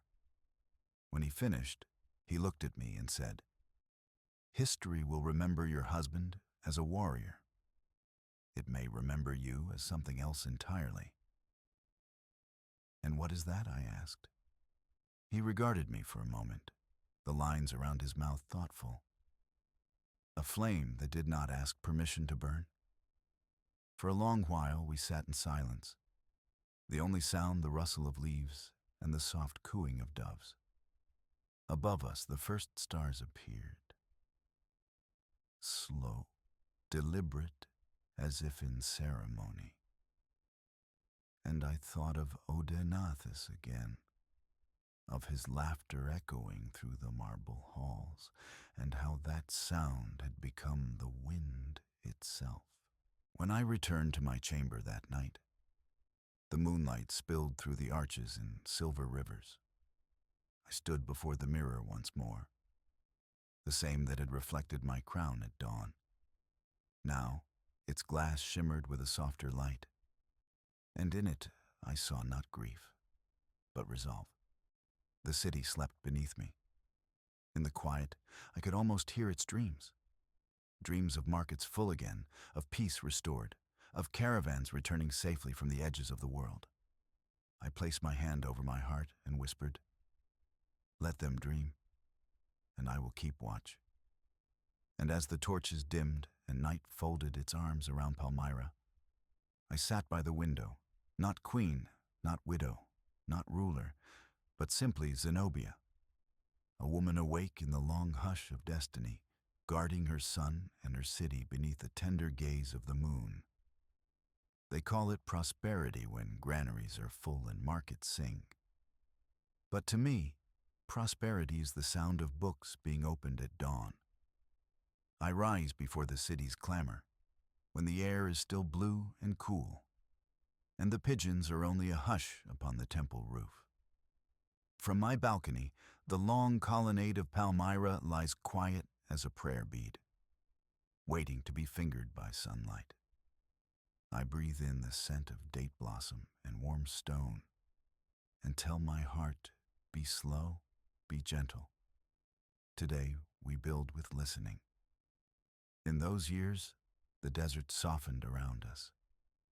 Caravans came home glittering with dust and silk, and the bells at their camels' throats rang like small, persistent blessings. Children ran beneath the arches, chasing shadows of banners. Oil burned clean in bronze lamps. Even the wind seemed content to pass through our streets without lifting the skirts of trouble. I kept court where the light was kindest. A long hall open to the garden, its floor a slow river of mosaics. Grapes, doves, palms whose tiny tesserae shone like dew. The thrill of power had long ago burned away in war. What remained was its ash-shaped wisdom. I sat with scribes and magistrates, with merchants and widows, and let each story place its weight upon the scales. "Majesty," said a trader from the north, laying out a bolt of silk the color of a cold morning, "the customs at the Euphrates have grown tangled. 2 tolls where one once stood." I touched the fabric. It sighed under my fingers like water. "A caravan is a living vein," I answered. "If you pinch it twice, the limb goes numb." I nodded to Cassianus, the finance minister, who had learned by then to translate my metaphors into edicts. "1 toll," I said softly. "Fair and posted clearly, so rumor doesn't borrow interest." From the back of the hall, a woman in a sun-faded shawl stepped forward. Hands knotted around themselves. "My son," she whispered, "was taken by a Roman centurion after a brawl at the gate. He is a fool in drink, but kind in bread." Her voice shook. The marble made it brave. "Bring the centurion," I said. When he came, iron at his hips and habit in his spine, I spoke not to his rank, but to the man himself. "Let justice carry 2 eyes," I told him. "One for order, one for mercy." He shifted, unused to laws spoken like psalms. The boy was released with a fine and a task. A month helping the masons reset the chipped stones along the colonnade. When he bowed, abashed, I saw his mother's shoulders loosen as if a tight bandage had been cut. At midday, the scholars came. We had thrown open the doors of the library and filled it with scrolls that smelled of sanded cedar and the fine dust of papyrus. Greek and Latin, Aramaic and Egyptian. I wanted a roof large enough to shelter every tongue. Longinus presided there like a quiet star, guiding young minds through the firmament of old thoughts. I went often, not as queen, but as a student who could still be startled by light. "Majesty," he said to me one afternoon beneath a high window where the sun pooled like honey, "the good city is a patient instrument. Each law a string. Tune too fast and you'll break what sings." "Then we tune with breath," I answered, and watched a young scribe's hand flicker as he caught the phrase for the record. I invited a physician from Emesa who taught the midwives to boil their instruments and to count the pulse by the wrist. We had lost too many to fever that smelled of iron and damp. I was done letting the invisible steal my people. In the women's court, under a canopy of woven palm, she laid herbs upon a tray and named them as if they were cousins: fenugreek for milk, myrtle for wounds, rue for grief. The midwives repeated her words, and the words became knowledge, and the knowledge became birth that did not end in lamentation. Peace is not only a treaty, it is the way a city learns to sleep. At dusk, I walked the market with only 2 guards in plain cloaks. I preferred to feel the shoulder of the world against me. Olive sellers called out the green names of their wares. Copper beaters sang to the rhythm of their small hammers. A boy with pomegranate-stained lips offered me a piece without recognition, and I took it. And my mouth was full of sweet rubies. I watched prices settle where they were fair, watched them rise where greed pricked them up like thorns. Tomorrow, I told Cassianus, post the ceiling for grain, not to bind the baker's hands, but to guard the poor man's loaf. Our coins changed, too. On one side, the radiate crown of my son. On the other, the calm profile of his regent, my hair bound like a slow wave, my gaze neither proud nor yielding. Metal is a heavy way to whisper. When a coin passes from hand to hand, it speaks. Someone held you in mind. I asked the die cutter to add a tiny palm frond at the edge, a joke between the city and itself. In the cool of the evening, I opened the audience to priests and monks and men who wore God differently. A bishop with a stern, scholarly face asked for leave to repair a church whose roof had given way to winter. A priest of Bel wished to set new lamps in the southern vestibule. A rabbi requested safe passage edicts for his students traveling with caravans. Light all the roofs, I said. What rises from the lamps is one light. They looked at one another, startled into a brief, unguarded smile. Tolerance was not a doctrine to me. It was the geometry of living near. Sometimes Rome sent letters wrapped in silk and watchfulness. Zenobia, regent, they wrote, giving me the title the same way a man gives a woman a chair at his table, out of manners, not equality. They congratulated our stability, then warned against excessive autonomy, a phrase that tasted of polished bronze. I answered with paintbrush courtesy, a promise that eastern borders held firm, that taxes flowed westward smooth as oil, that Palmyra guarded what Rome could not be bothered to love. And then I returned to my library, to more credible empires. At night I kept my second court, the quiet one, where lamps tremble like thought and the only petitioners are memory and wind. Herenianus slept near, his breath a small tide. Sometimes he woke and padded to my couch, hair hot from sleep, cheeks smelling of sun. Mother, he murmured, kneeling to peer at the scroll I held. Why do stars not fall? They do, I said, wrapping an arm around him, but so far away that we call it turning. He leaned into me, and we watched the lamplight flicker across the parchment's lines, the Greek uncurling like vines along a wall. I taught him to hold the stylus like a sparrow, not too tight, not too careless. He did not yet know he was being taught to hold a kingdom. When the moon swelled, I climbed to the roof with Longinus. We sat in the worn places where our robes had taught the stone our shapes. Do you hear it? I asked. What? He said. The city sleeping. It is like a cat purring on a winter hearth. He tilted his head and smiled. It purrs because its queen purrs first. I only hum, I protested. You hum in the right key. We spoke of Aristotle and of Nabatean waterworks. A Vitruvius rules for doors that open to welcome rather than impress. I had masons rebuild a gate where the wind had learned a bad habit. I had the irrigation sluices cleaned where silt had turned patience into flood. Governance, I learned, is the housekeeping of the possible. There were days, too, when grief returned like a bird that migrates by stars. I walked the silent corridor where Odenathus's sandals once made small, honest noises. I laid my hand on the bronze boss of his shield and felt how cold metal can keep a shape without keeping a soul. In those hours, I set no laws, wrote no letters.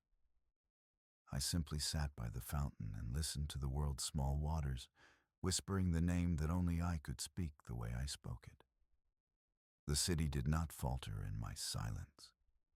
This, too, is a lesson of rule, that a well-governed place can bear its queen's tears without losing its measure. Spring brought festivals that smelled of cardamom and roasted lamb. We strung the colonnade with long ribbons of dyed wool. Musicians tuned under fig trees, their fingers stained with sap. The priests of Bel and Balshaman joined their chants, different rhythms making one river. I stood at the head of the procession, not in armor, not in gold, but in a simple silk the color of sand after rain. A little girl slipped from her mother's hand and ran to me, holding up a wreath too large for her head. I lowered myself so she could crown me. "You are very tall," she said gravely. "Only because I am standing on a city," I told her, and her mother laughed, surprised into a sound like a bell. At the height of the feast, I summoned the guilds and craftsmen. We read aloud a charter that would be copied 100 times. Fair wages, apprenticeship guaranteed, redress without bribes. The copper beaters thumped their anvils in applause. The potters tapped their jars. Even the money changers rattled their coins with a hint of reluctant joy. "Write it on the gate," I said to the scribe. "Laws are not holy if they fear sunlight." I asked the astronomer to chart for the public square the wanderings of the 7 planets. On market nights, he stood by his tall staff, pointing with a reed to Saturn's patient path, to Jupiter's swagger, to Venus rising like a rumor of forgiveness. Children learned their names as they learned the spices. When a star fell at last, not turning, but burning, the crowd gasped. Someone began to clap as if heaven itself had performed a small, polite trick for our delight. Peace attracts envy, the way water attracts thirst. Whispers drifted from the frontier of Anatolia. Rumors that a satrap had grown teeth, that a Roman governor took fleeces he had not sheared. My generals asked if they might sharpen the army by walking it. "March," I said, "but do not hunger. Carry treaties in your saddlebags." Let the first words be greeting, they went, and 2 cities that might have bristled instead set tables and brought out bread. A letter returned with a smear of olive oil where a governor's thumb had pressed it. The most sincere seal I have known. Some nights, alone in my chamber, I placed my palm upon the map and felt the desert's slow heartbeat through parchment. It felt like reading the pulse of a sleeping child. Steady, warm, with that tiny hesitation that comes before dreams turn the body. I whispered to it, as mothers whisper to sleep, "Rest while you can. The world is not done with you." In those same hours, Rome's neat Latin marched across new scrolls with old suspicions. Aurelian's name appeared more often, a disciplined hand, a soldier's jaw. I answered with patience and figs. But I am running ahead of my own dawn. In those years, Palmyra wore serenity like a well-fitted garment. We repaired the arches, replaced the cracked tesserae where a horse's steel hoof had once chipped a grape. The water clock in the square learned the new weight of hours. When it sighed, the whole market adjusted its breath. Even the beggars found their corners generous with shade. At the end of each day, I dismissed my court, slipped off the circlet whose pressure my brow had learned to forgive, and went down to the stables where the horses blew warm fog upon my wrists. I fed a mare the color of tea with milk. "You would have loved him," I told her, rubbing the long plane of her face. She lifted her head and listened, as if memory comes in grain. Herenianus came stumbling sleep-heavy into the lantern light, clutching a wooden lion. "Mother," he said, "why is the moon always following us?" I hoisted him up. He was growing too long to be all arms and legs, and yet somehow he was. "Because we are interesting," I said. He thought on this, nodded solemnly, and fell asleep against my shoulder with the lion's mane digging into my collarbone. I carried him through the garden where night-blooming jasmine had opened its white mouths to sing. The fountain kept time. On the far wall, a gecko made a virtue of stillness. I stood under the fig and let the darkness, for once, be only darkness, not omen, not prophecy, not curtain, and felt how rare and holy an ordinary night can be. This was our oasis, not a place, but a manner. The way we breathed, the way we held each other's burdens, as if they were jars filled with water from a long mile. I knew it could not last forever. Nothing made of breath can. But while it lasted, I made of it a school for the soul. I taught my son to read the sky, my ministers to read the poor, my soldiers to read their own restraint. I taught myself to read silence. And in silence, I sometimes heard a far drum, a measured thing on the rim of the world. Not threat yet, not thunder, only the disciplined footfall of an approaching name. I set my scrolls in order. I touched the crown where it lay on polished wood. I pressed a kiss to the sleeping brow of my heir. Then I returned to the balcony and watched the lamps go out along the colonnade, one by one, like stars consenting to rest. Peace, I told the city, is not the absence of war. It is the presence of wisdom. And for a little while, wisdom lived in the very air, so that even the wind slowed its hands when it passed through Palmyra. There are moments when a city breathes with the lungs of a world. When I woke each morning to the bronze hush of dawn over Palmyra, I felt that breath inside me. Steady, full, alive with promise. Years had passed since the crown first kissed my brow. The sands had shifted. Caravans had returned from lands where languages folded over one another like silks. The empire to the west, Rome, had turned its gaze inward, consumed by its own quarrels, its emperors rising and falling like mirages over a sea of dust. And in that fragile silence, I extended my hand. It began not with an army, but with a whisper. A papyrus from Alexandria arrived one evening at the palace. Sealed with green wax, perfumed faintly with lotus. The governor of Egypt wrote with the delicate caution of a man asking the desert for rain. We no longer trust Rome to feed us, nor to hear us. Will the Queen of Palmyra lend her voice to our silence? I read it beneath the golden lamplight, my son asleep beside me, and the desert wind murmuring beyond the arches. Egypt, the mother of civilization, cradle of gods and grain, was calling to me. The thought trembled in my chest like a prayer finding its first word. The council met at dawn. They gathered beneath the great fresco of the 7 palms, generals, ministers, priests, scholars. The air hummed with sandalwood and argument. "Majesty," said Septimius, "to march westward is to rouse Rome's lion."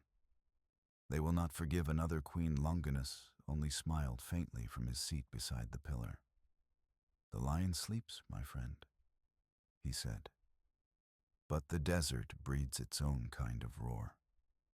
I listened, eyes lowered to the map before me. The sweep of the Nile drawn like a serpent across the parchment. I traced its length from the delta to Thebes, my fingertip brushing the inked symbol of the sun disk. "The lion may sleep," I murmured, "but a queen cannot dream forever. Egypt is the key between two worlds, between bread and gold, Rome and the rising dawn. If Palmyra is to live, she must breathe through both." There was silence. Even the torches stilled their flicker. Then I looked up, and the chamber filled with my voice. "We do not go to conquer, but to restore. Rome has forgotten her own children. We will remind them what gentleness rules can bring. The Nile shall run free again, and Palmyra shall stand as its guardian, the bridge between empires." So it was decided. We set out when the spring winds were kind, the month when date blossoms perfume the roads and the desert hums with soft life. I rode at the head of my columns, my armor light as moonlight, my veil the color of pale sand. Beside me, Longinus rode unarmed, the scrolls of edicts fastened in a leather satchel at his side. "Swords can build walls," he told me quietly. "Words can build bridges." "Then let us carry both," I said. Days passed like verses, dunes swelling and falling, the horizon forever untied. At night we camped beneath skies so vast that the stars seemed to listen to us breathe. The soldiers sang softly to their horses. The scent of mint tea and burning myrrh wound through the air. Sometimes I would walk apart from the camp, barefooted, feeling the cool sand under my skin. I would tilt my head to the constellations and whisper the names of gods long forgotten. Isis, Hathor, Bel, Astarte, queens who had worn the sun and the moon as jewels before me. "Are you watching, sisters?" I would ask. "Does the world still remember your light?" Perhaps they answered, for the wind always shifted then, and I would feel less alone. By the time we reached the banks of the Nile, the world had changed color. The desert softened into green, and the air smelled of water and jasmine. Reeds swayed like dancers. Ibis birds lifted from the shallows, their wings flashing silver. I had dreamed of this river since childhood, a ribbon of life through eternity. And now it welcomed me with 1,000 glittering eyes. Alexandria rose ahead, half ruin, half queen. Its towers leaned with age. Its harbor bristled with ships that carried no allegiance. When we entered the city, the people did not shout in fear. They knelt in silence, as if they had been waiting. Women threw petals from balconies. A child held up a loaf of bread. "The grain of the world," Longinus whispered beside me. "Feed them, and they will call you Pharaoh." I dismounted and took the bread in my hands. Its crust was rough, its scent pure. I broke it, and the crumbs fell like gold onto the stone. "Then let it be so," I said softly. "Let the Nile and the desert share their breath." In the months that followed, Alexandria bloomed again. Ships sailed east under our banners. The blue and gold of Palmyra rippling across the Mediterranean like sunlight. We reopened the canals, cleared the granaries, called the scholars back to the library's ghost, and filled its shelves with papyri reborn. From Athens came philosophers. From Antioch, poets. From Egypt's own priests, the old hymns that had slept in their mouths for centuries. We sang them anew in the halls of Palmyra and called it unity. I remember one evening in particular, a banquet in the great hall of Alexandria, where columns shaped like lotus stems reached toward the stars. The air was thick with perfume and harp music. Rome's ambassadors sat at the table, their faces carved of caution and curiosity. I raised my cup to them and said, "We do not steal from Rome. We only hold what she has dropped." One of them smiled tightly. "And if she comes to retrieve it, then we shall return it polished," I said. And the laughter that followed was not cruel, but reverent. Back in Palmyra, word of our triumph arrived before we did. The city erupted in festival. The statues along the avenue were draped with garlands, and even the fountains seemed to dance higher. Herenianus, now tall enough to ride beside me, waved to the crowds, his cheeks flushed with pride. He looked at me and whispered, "Mother, they call you Queen of Two Worlds." I smiled, my heart tightening like a string. "Two worlds are only halves of one sky," I told him. "Remember that when your time comes." That night, I stood upon the roof of the palace as the stars blinked awake. The desert stretched endless before me, the Nile gleaming far to the west, a silver thread binding all I had touched. Longinus joined me, his robes whispering like parchment. "You have done what few dare," he said quietly. "You have made the world pause." "Only for a moment," I replied. "The earth will turn again. But while it is still, we must teach it grace." He looked out over the sleeping city, then at me. "And when Rome wakes?" I smiled faintly. "Then I will greet her as I greet the dawn, unafraid, with open eyes." In those nights, my dreams were full of water, of rivers flowing backward, of statues coming alive, of voices whispering my name through marble corridors. I would wake before dawn, walk barefoot through the gardens, and watch the eastern sky bloom with rose and amber. The air would taste of dust and jasmine. The world would be quiet except for the faint cry of a bird somewhere unseen. And in that hush between night and day, I would feel it. The delicate, trembling weight of empire resting in my hands, like a cup of morning light. There are sounds only the wise can hear. The quiet crack that comes before glass breaks, the sigh of a city before the storm. Palmyra glittered still, bright as a mirage in the endless sea of sand. By day its columns blazed white beneath the sun. By night they shimmered with torchlight, like a crown of gold laid upon the earth. Every wall was whole, every market full. And yet, when I walked its streets, I could feel something thin and trembling beneath the splendor. A silence that was not peace, but waiting. From the west came letters dressed in silk and warning. Aurelian had risen, Rome's new emperor, forged from discipline and dust. He wrote to me in the language of both courtesy and threat.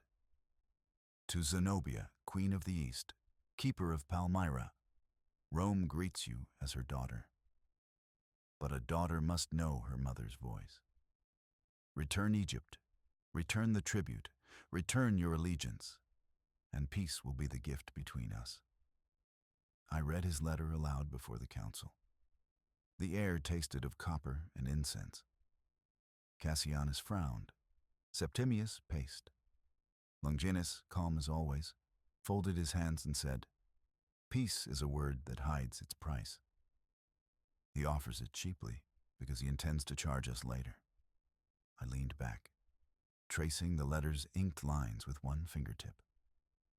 Aurelian, I whispered, the soldier who became emperor. He thinks the world is a camp, and its people are spears to be aligned. He forgets that empires are built not on fear, but on breath. The others murmured approval. But somewhere in my chest, I felt the faint tremor of inevitability. Like the first gust before a sandstorm, gentle but unrelenting. That night, I could not sleep. The moon lay pale upon the marble floors, and the city outside my window pulsed softly with the heart of lamps still burning in courtyards. I walked through the silent corridors, my robe trailing like spilled milk. Past the columns, past the frescoes of my victories, Egypt, Anatolia, Syria. Each one a painting of triumph, each one now a ghost of its own pride. I came to the garden and stood before the fountain. Its water caught the moonlight like liquid glass. For a moment, I saw my reflection, not as a queen, but as a woman grown weary of crowns. I whispered into the night, is there such a thing as power without loneliness? The wind moved through the palms, soft as an answer I could not quite hear.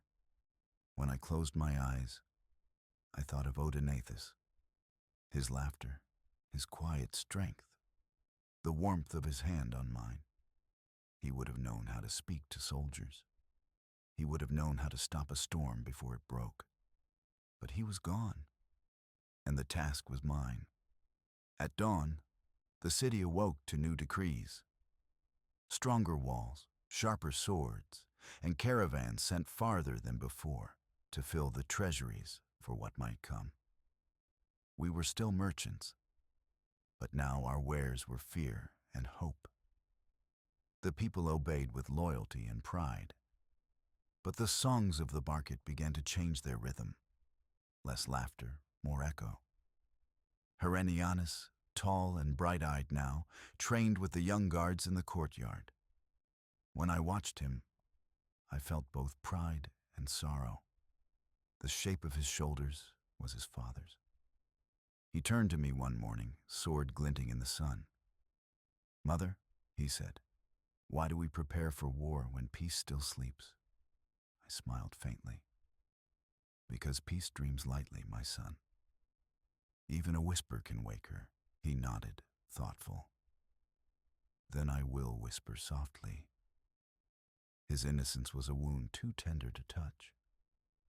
Letters came from Antioch, reports of unrest, Roman spies moving like smoke through the bazaars, and merchants whispering of Aurelian's armies gathering like thunder on the western sea. Still, I hoped it would not come to war. I sent envoys with gifts, ivory, scrolls of philosophy, bolts of silk that shimmered like morning fog.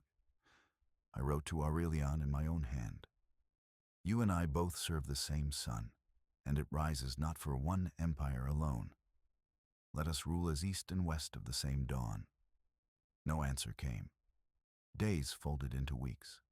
The silence itself became an omen. Even the air of Palmyra seemed to tighten.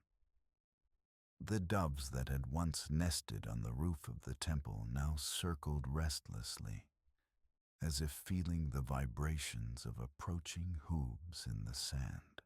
Then came the day when a messenger arrived, breathless and trembling. He fell to his knees in the great hall, his voice cracking like dried reeds. "Aurelian marches east," he gasped, "with 20,000 men and the eagles of Rome." The council broke into shouts, panic, defiance, prayer.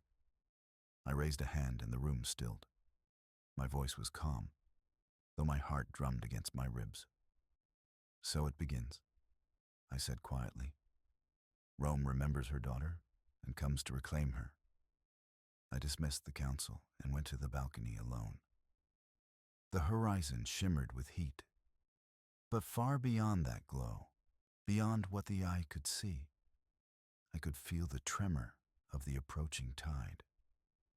Not the sound of drums or trumpets, but the vibration of fate drawing nearer.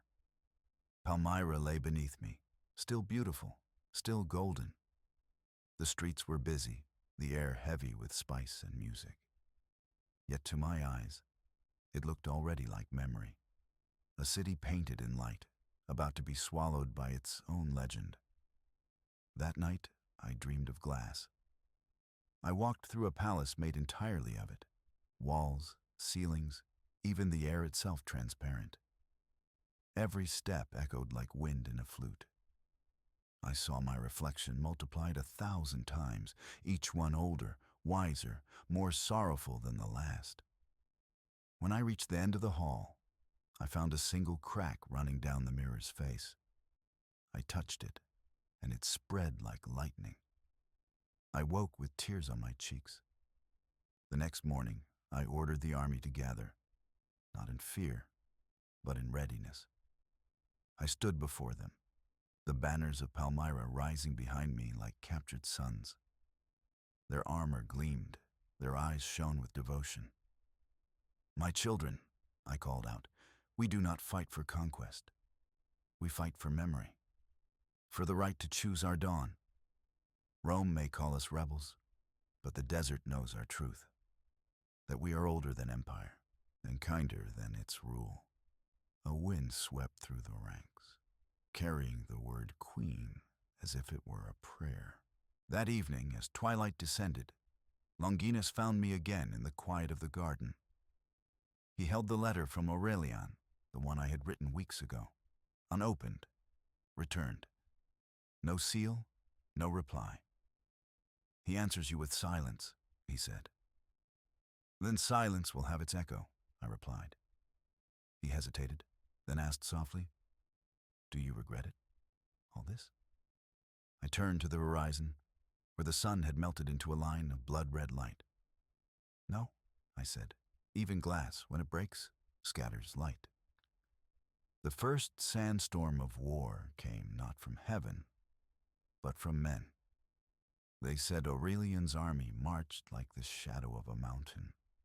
Thousands of soldiers, eagles glinting on their spears, their discipline so perfect that even the wind moved to their rhythm. The desert trembled beneath their iron, and the songs of Palmyra fell silent one by one. From the balcony of my palace, I watched the horizon darken. What once shimmered with mirages of peace now glowed with dust and omen. The sky itself had turned to bronze. The sun burned dull and red, as if ashamed to witness what was coming. I stood beside Longinus. He was older now, but his eyes still held the patience of stone. "Majesty," he said, voice calm as falling sand, "Rome has not come to negotiate this time." "I know," I whispered, "and yet I will not kneel." We gathered our army by the river Orontes. Banners of gold and blue fluttered like trapped birds in the wind. The men were brave, Syrians, Arabs, Egyptians, even some Greeks. A tapestry of nations bound by loyalty, not by empire. When I rode before them, the cheers rose like thunder. I could see in their faces what they wanted me to see. Hope. But I could also see the fear beneath. The knowledge that Rome was an ocean, and we were only the reflection of the sky above it. I lifted my hand, and silence fell. "My brothers, my sons," I said, "we have built beauty in the desert, a city of light, a home where all faiths breathe the same air, where women and men walk as equals under the same sun. Rome cannot understand such a place. She fears what she cannot own. So she comes with chains. But we will not bow our heads to them. If Palmyra must fall, let her fall standing tall." A murmur rippled through the ranks, not despair, but pride. I saw soldiers close their eyes, whisper prayers to gods both old and new. One young archer lifted his bow toward the sky and said softly, "Then the wind shall carry us, my queen." The battle came at dawn. Aurelian's army descended from the west, their standards black against the pale gold of morning. Trumpets screamed, dust rose in pillars like ancient ghosts. The clash of iron rang across the desert like thunder breaking stone. I rode among my men, my veil flying, the sun flashing on my spear. For a moment, the world blurred, sand, sky, blood, light, everything folded into one great heartbeat. We fought until the air itself bled. I saw Septimius fall beside the river, his sword still raised as the water turned red around him. I saw Herenianus fighting at the gate, his face pale with courage too young for his years. I wanted to call out, but the sound would not leave my throat. The Romans pressed forward, a tide of steel and dust. Still my people held. Every man, every woman who could lift a weapon stood for Palmyra. And for a time, a short, shining time, it seemed as though we might hold the world itself at bay. But fate does not measure victory in courage. When the sun reached its zenith, I saw the line break, a single ripple that spread like ink across parchment. Aurelian's cavalry struck, and the sand became a sea of fire. Our banners fell one by one. The cry of a dying horse echoed like the song of a broken instrument. The air filled with the scent of smoke, sweat, and iron. I turned my horse toward the city, heart pounding with the rhythm of retreat. Behind me, the desert roared. Ahead, Palmyra's towers shimmered through the haze, beautiful and doomed, like glass lit from within.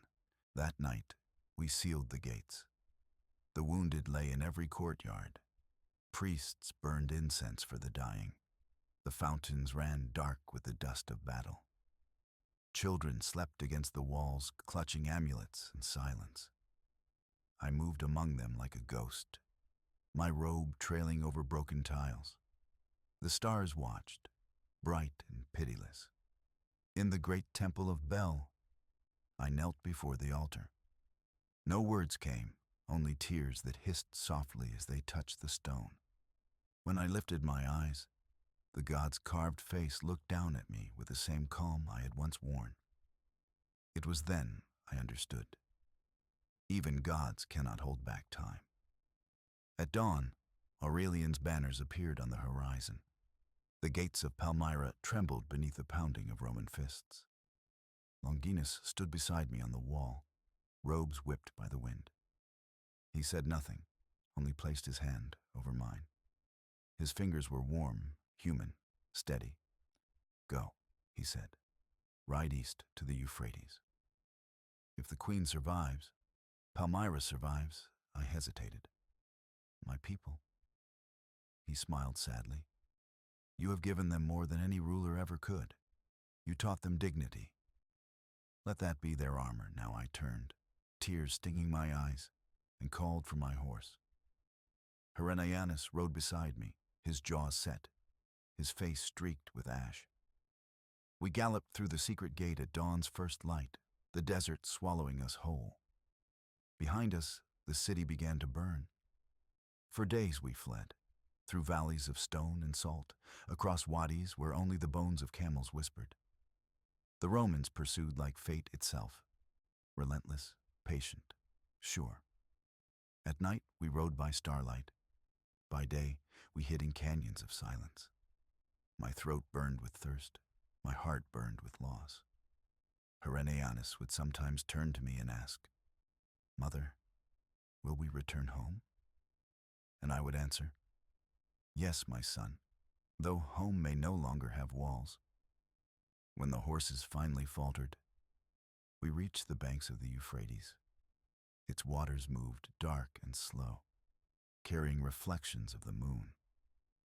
I thought of the first time I had crossed it years ago, as a bride, as a queen, as a dreamer. Now I crossed as a ghost of all three. They captured us near Emesa, our caravan surrounded, the Romans silent and grave. Aurelian himself rode forward, armor gleaming like frozen fire. He looked at me not with hatred, but with the weary eyes of one who understands too well the cost of empire. You could have ruled beside Rome, he said. I did, I answered. But Rome could not bear to share her reflection. He studied me for a long moment. You built beauty in the sand, he said quietly. But even beauty must bow to order. I met his gaze and replied, then it is order that will crumble first. He did not strike me. He only turned his horse and gave the order to march. Palmyra had fallen, but its spirit, I knew, still rode with the wind. They took me to Rome in chains of gold, because iron, they said, was unworthy of a queen. The crowds cheered as I passed through the streets, not in hatred, but in wonder. To them, I was a myth come alive, a desert goddess caught in the snare of empire. When they placed me before the Senate, I lifted my head and looked at the marble ceiling. The light streamed down in clean, merciless rays. It struck my crown, the same crown that once caught the sunrise over Palmyra. And in that moment, I did not feel shame. I felt eternity. They say I lived after that, in a villa near Tibur, surrounded by gardens and books, a prisoner gilded in silence. Sometimes I would walk among the olive trees at dusk, and the sound of the leaves in the wind would remind me of the palms of home. I would close my eyes and see it, Palmyra rising again from the sand, its columns unbroken, its fountains clear, its people laughing beneath the same endless sky. And I would whisper to the evening, the desert remembers, because it does. Even now, when the wind passes through the ruins, you can hear my city breathing, not gone, only sleeping. They say the desert forgets everything, but that is not true. The desert remembers. It remembers the sound of hooves beneath moonlight and the laughter that once echoed between its dunes. It remembers a city built of sun and dream, its columns tall enough to touch the edge of heaven. And somewhere among those whispers of wind and sand, it remembers me. I have been gone from Palmyra for many years now. The olive trees outside my Roman villa are kind, but they do not speak my language. Their leaves murmur in Latin, while my heart still dreams in Aramaic. The language of markets and prayers, of mothers calling children home before the night. In the evenings, I sit by the pool of marble water and watch the sky darken from gold to violet to ash. The stars here are different, softer, colder, too distant to trust. I listen for the cry of desert hawks, for the flute song of shepherds drifting on warm wind. But Rome's air carries only silence. Sometimes I whisper to myself, so I do not forget how my voice once sounded when it spoke to the wind. They say I am a prisoner, but I do not feel the chains.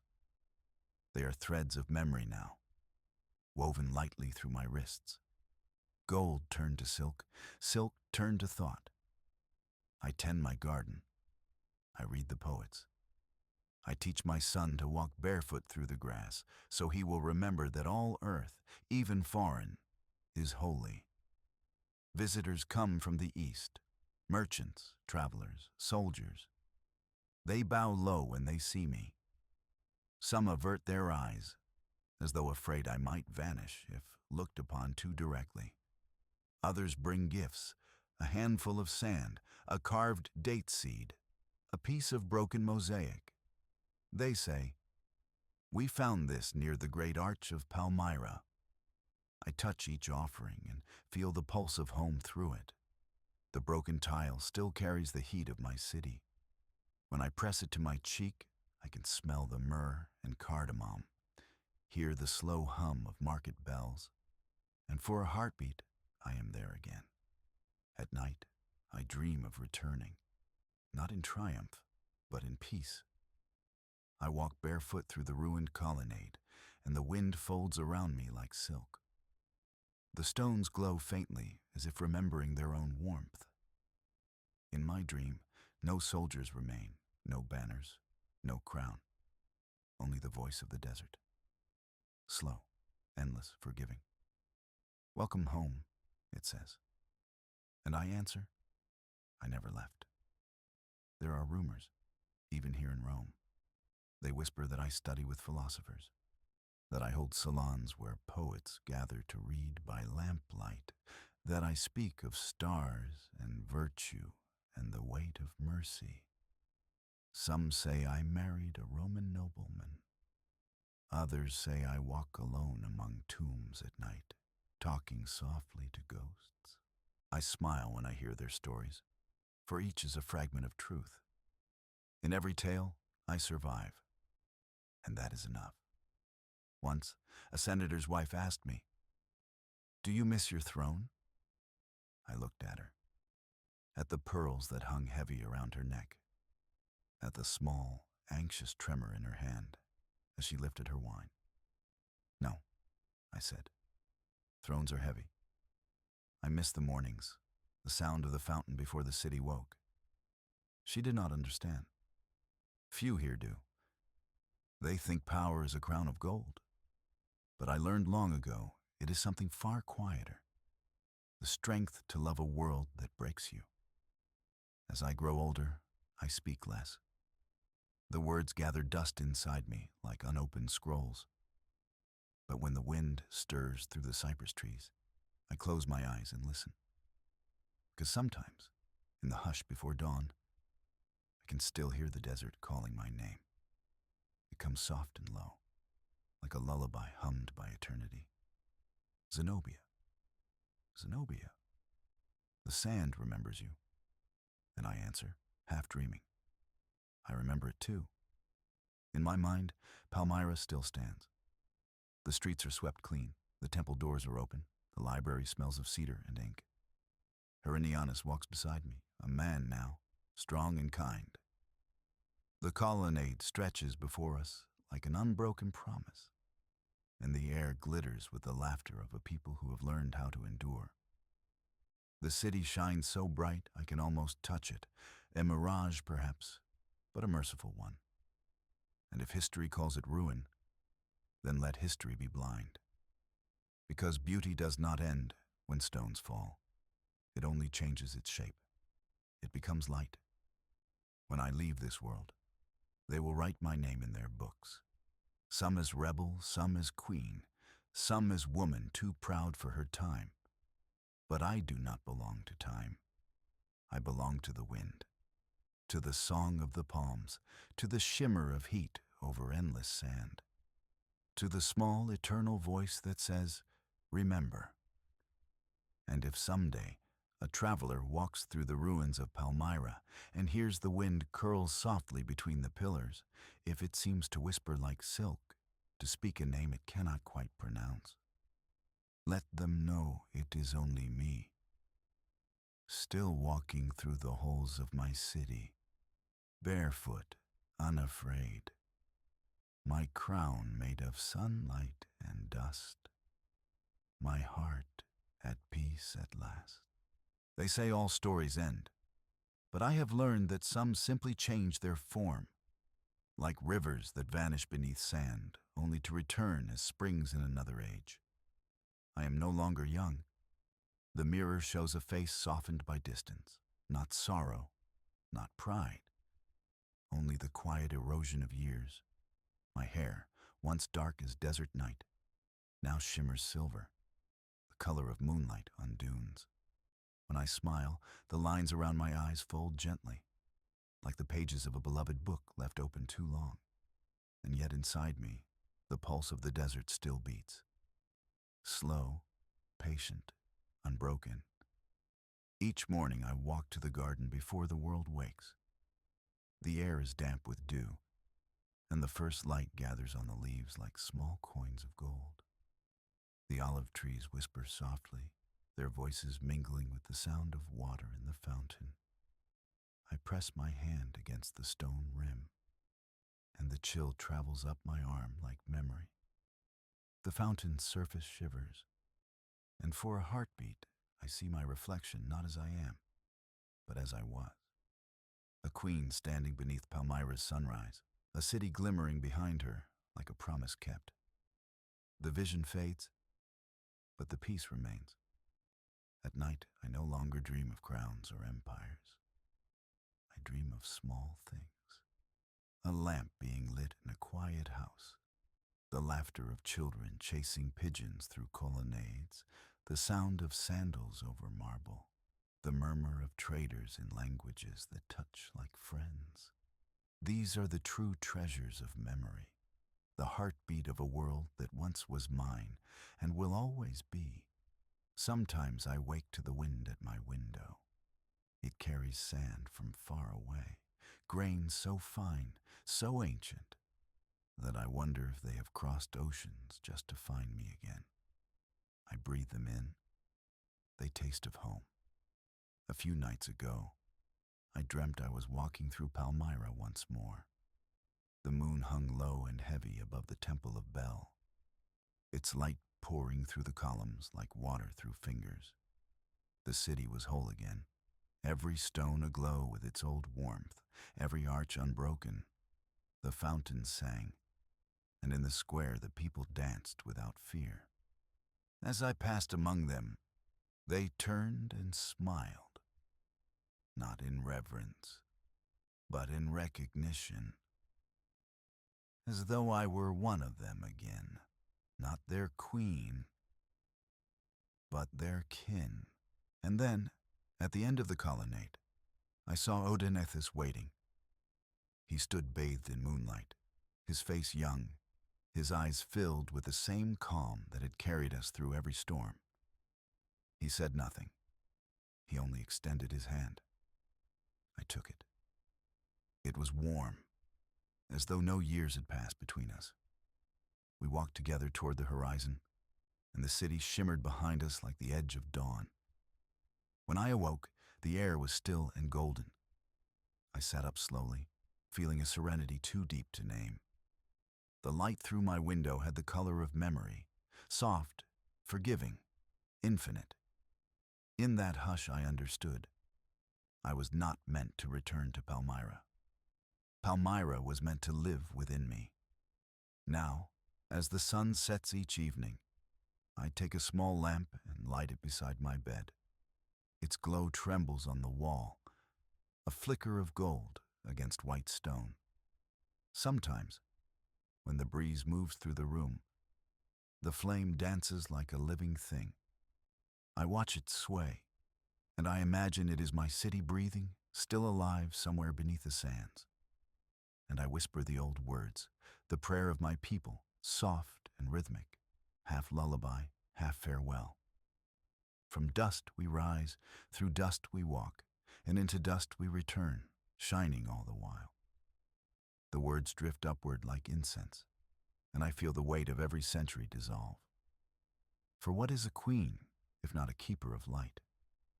And light, once kindled, never truly dies. I feel the desert calling me again, not as exile, but as homecoming. Its voice comes through the wind, through the earth, through the quiet beating of my own heart.